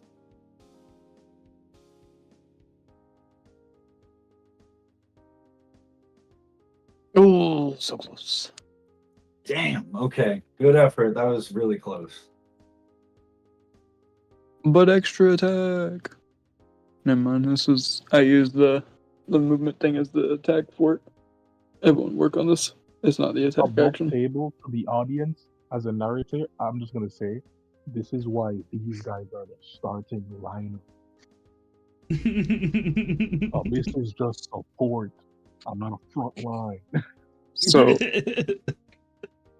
what Abyss sees, since he is a shadow, is all of a sudden just a ball of light just appeared next to him, and then he just saw a scar pop up on the big guy. Immense strength and an immense weakness. That's so dope. Yeah. Another thing that happens as you do that, Kief, initially, Bailey is not able to even perceive of that, but after you have struck, he will look at you and say, "The drummer? What are you doing here, little man?" Well, I'm here to protect my friend's ship. You're friends with these vagabonds? And he does a little nose honk thing, but it sounds really messed up after taking that direct hit from Killian's skull. We're like, Yeah, they're my friends, and they all should have been able to get in for free because we were performing. We beat the big band.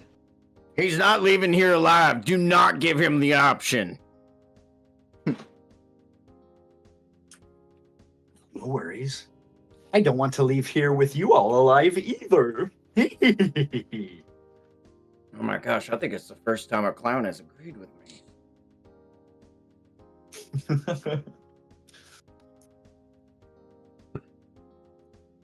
Anything else you can toss out, Kief? No, that's all for it. I'm just gonna kind of stand there, like hiding in Abyss's shadow, if that makes sense. Okay, cool. I'm not actually taking the hide because I don't got bonus action hide, but no, I got you. Flavor hide. Yeah, I got you. Glory still downstairs, kind of running flanking maneuvers on this fella if you want, Arthur. Man, I don't know. I just shoot the gun.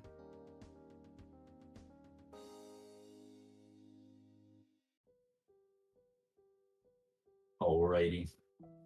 Oh, that was my extra attack for the 18. Gotcha. 13 will not connect. The 18 does. And then I persistent strike Deadeye for 2d8.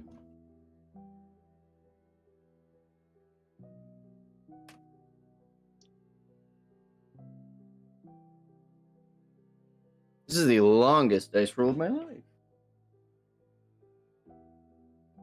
Sometimes it takes a second to come through. I don't really know what that's damn. about. I guess it's... Yeah, that's good. So that's 18 damage coming at him. At this point, he has taken a few solid hits. One of his eyes is a little swollen shut, but this attack that Arthur has just run at him blows a chunk of his jaw clean off. Still standing, but not looking pretty at all. Damn. And then let's see. I need a line. Alright, sick. All right, clowns, y'all got this. Goodbye. That's where I my turn. Gotcha.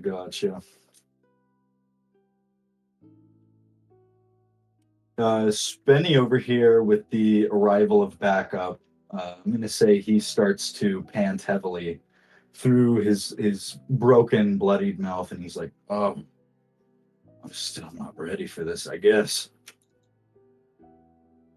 Remember not to pop the balloon. It will kill you. I don't play with balloons. Ow. I'm just forewarning you. You already look pretty beat up.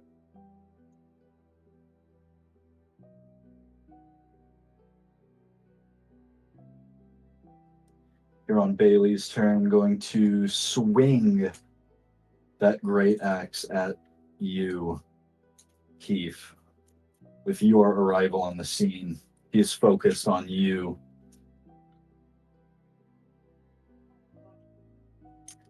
What is your AC again?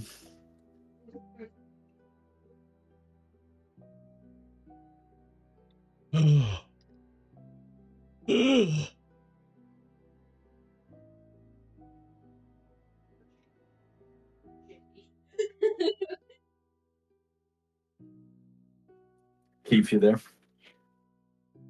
Yeah, so my bad. All good. What's your AC? 14. That hits. Alrighty. Pretty hefty 15 swinging that great axe right into you. Kind There of is kills all of the temp.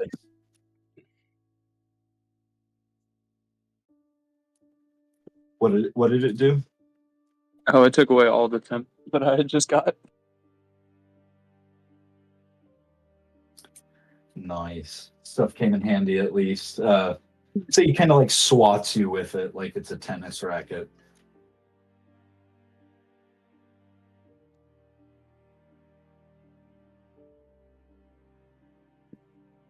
Oh, that's where he is. Upper, you are so small. I did not Yeah. see you. He a tiny goy. Canon. He a tiny goy. It's a canon event. It's a I'm canon going, I'm event. going to interception that. Okay. Absolutely eat some of that damage.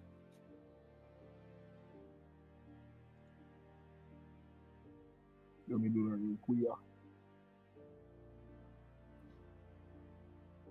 So yeah. Good roll.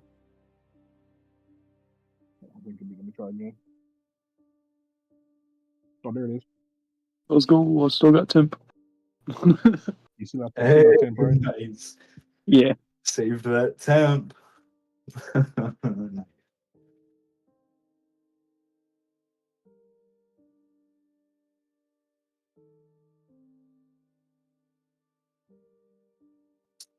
The balloon animal against Spenny now is going to just swipe at it with its balloon tusks. That critical is crazy. Hitting him for 16, he's going to also get swept aside ever so slightly.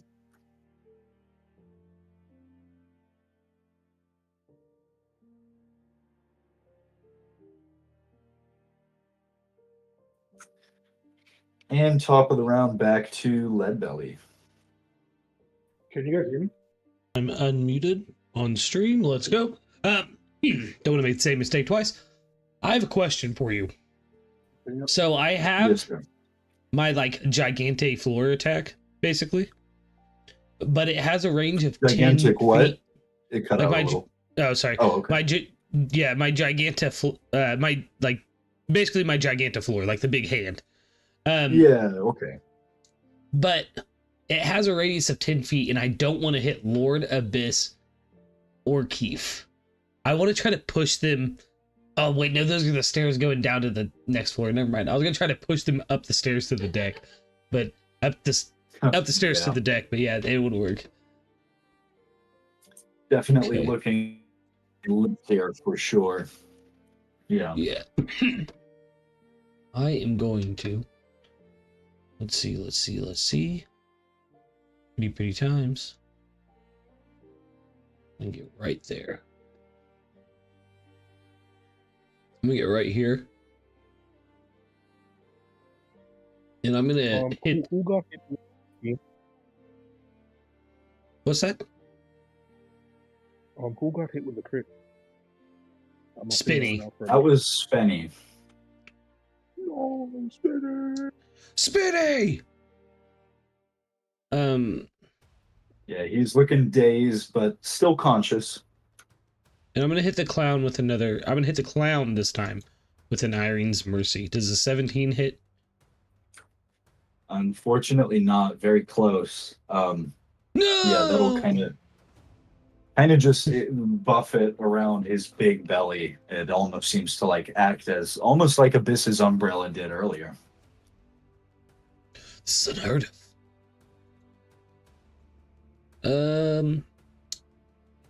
And I believe that will be my turn. Give me 1 second here. Oh, no, it will not actually. Hold on. This changes the game.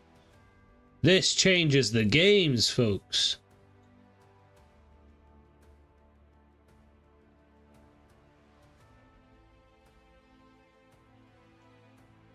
No, I'm gonna save that. No. Okay, yeah, that's my turn.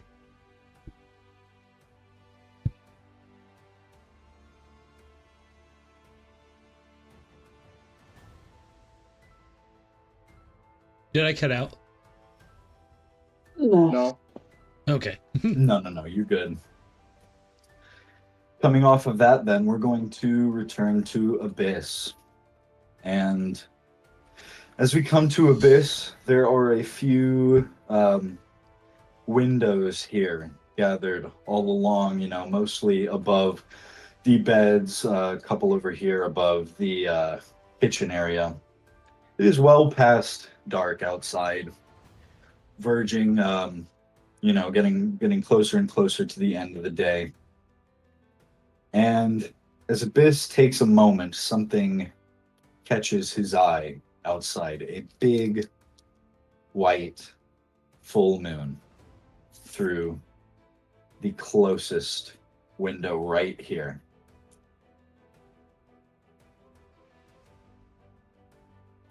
He suddenly seems to... Actually, I'd like to leave it up to Ragnar to flavor this. I'm gonna just send what he says in chat, just technically. It is a small whisper.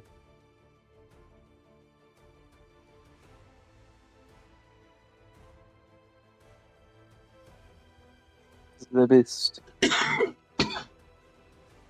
The beast. Mikey, it should be large.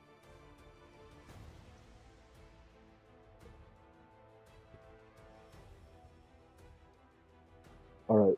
You will see my shadow suddenly appear from the moonlight. The entire time, Abyss has never had a shadow. So once the moonlight hits him from the full moon, you see his shadow appear, and from that, you hear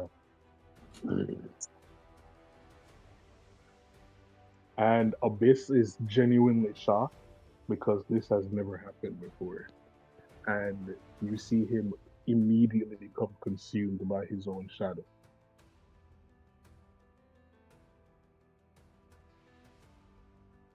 And he says, "Finally, my time has come. All these years." And as a bonus action,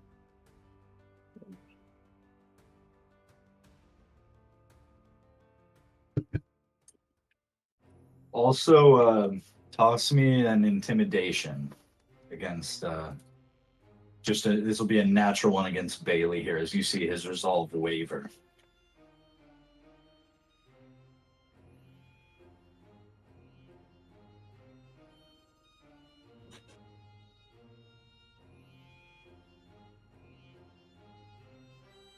I'm going to use variable in that.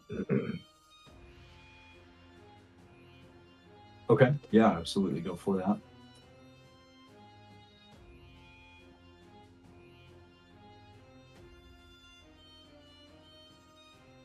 Let's go. Let's go. Nice. Took a second to roll in there, but yeah.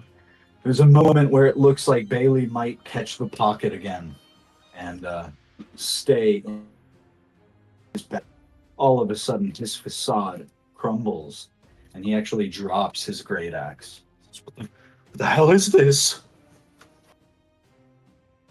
Abyss? Abyss is sleeping. Okay. Hi, other Abyss.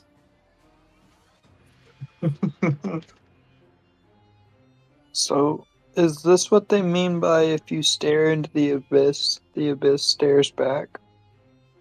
I think so.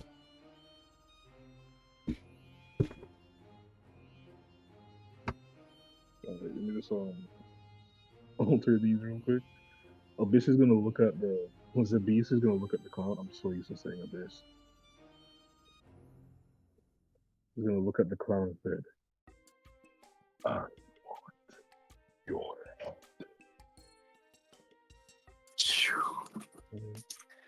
He'll start whimpering and kind of crying and snotting all over himself. He's like, no, I like my head where it's at.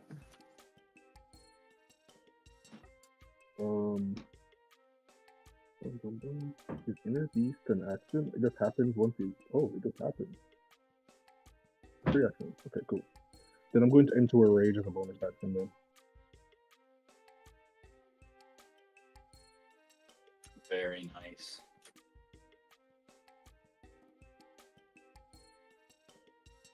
And I'm going to use my natural weapons to attack. Jesus Christ. And I have an extra attack. Oh.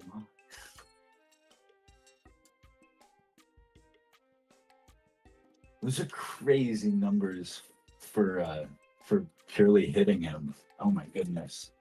It's 28 damage. That's insane. Yeah, 28 is how exactly are you attacking him? You like going for the throat or something, or He's literally trying to behead him by ripping his head off. So you see him literally jumping with a bite attack to try to grab his head, rip his head off his skull, and then with his claw go for the neck. oh my goodness. And I do have that at advantage because of my setting. Absolutely. With that, you're gonna kind of get like a really you have like a really good grip on Bailey's head. He's a big guy, for sure. So, you're kind of feasting on like 3 hams worth of head there. Not a high DC at all, and it's not even gonna come contested. But yeah, throw me out an uncontested grapple for I forgot to athletics. do my NacReacts. Oh, wait, is that not it there? Oh, I see. Wait, what is... That's 42 Oh, I see. damage. That's just a totally innate. Yeah. Brother, That wow. lightning and everything that was as natural to my advantage in the first one. The NacReacts is something I can do once per turn. Oh my god. There's like a crack in the... Just because to be clear, guys, you know how minks have a white Sulong? This is a black Sulong. Let's go.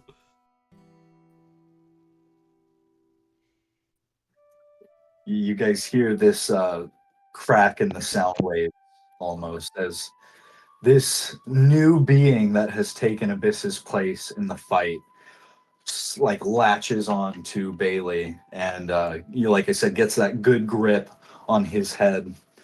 And Bailey is, his jaw is hanging open. He's barely breathing. You hear him wheezing, and he lets out this long haunting scream as the Z-Beast suddenly wrenches his own head back, and you guys hear the sickening detachment of neck from body. Off that damage, I will honor that with the Necrotro. That is a long time coming. It's good to see you, brother. Carrot could never. Oh my god. Watch out. Who do we got in chat today? Watch out. As you land with the head in your mouth, Sea Beast, Bailey's body tumbles down the length of the stairs. You see Glory kind of scamper off toward the back of the belly boat. But yeah. In addition, the balloon animal sort of caves in on itself, and it just becomes like a pile of normal-sized balloon animal remains.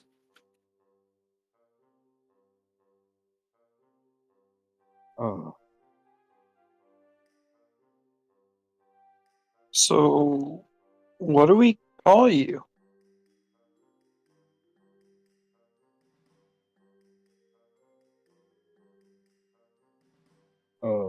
see, this is a very interesting situation now.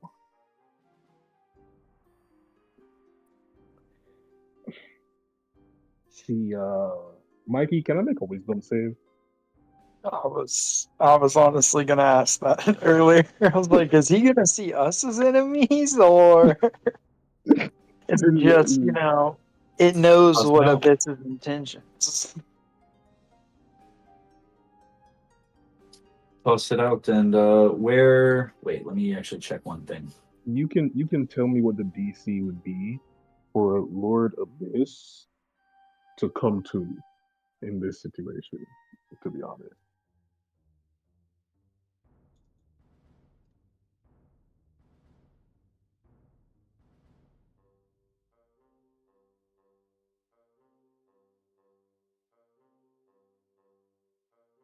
Um,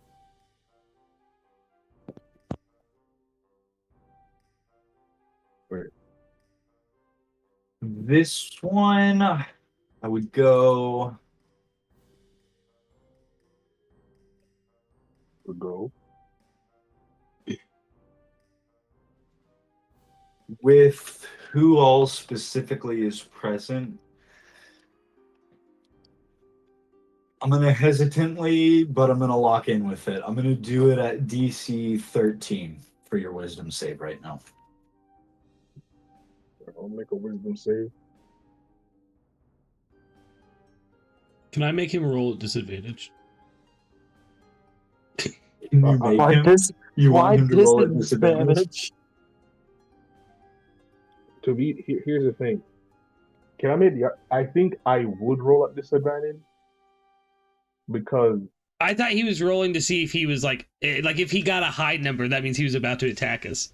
Is that not what's happening? No, he was trying no, to have I rolled at Abyss this. I wisdom rolled save. once because I thought I would be at disadvantage. But I still passed. All right, hell yeah. Yeah, this is kind of for Abyss. Mhm. So, at a 20, you prowling there with the dead head in your mouth. You suddenly feel this calling from sort of deep within you and entirely with you. At the window, you see that full moon kind of just barely lift out of full view.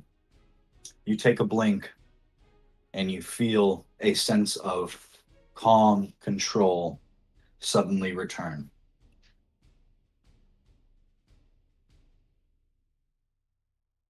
I'm gonna say, must hide in shadows, and you see me leap into the captain's shadow immediately.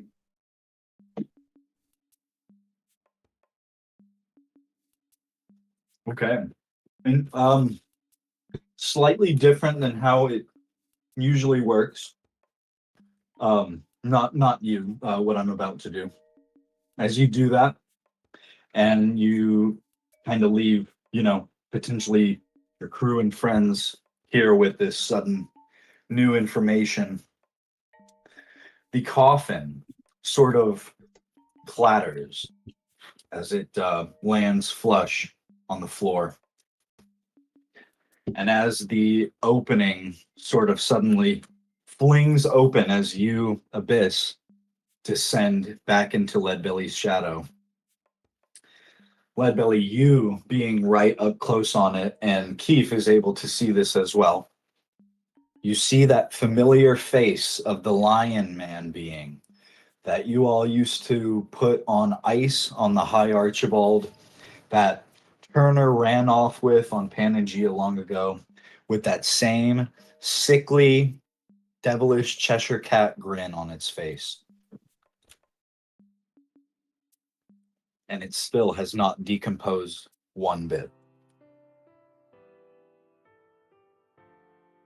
How long does it take bodies to like go away?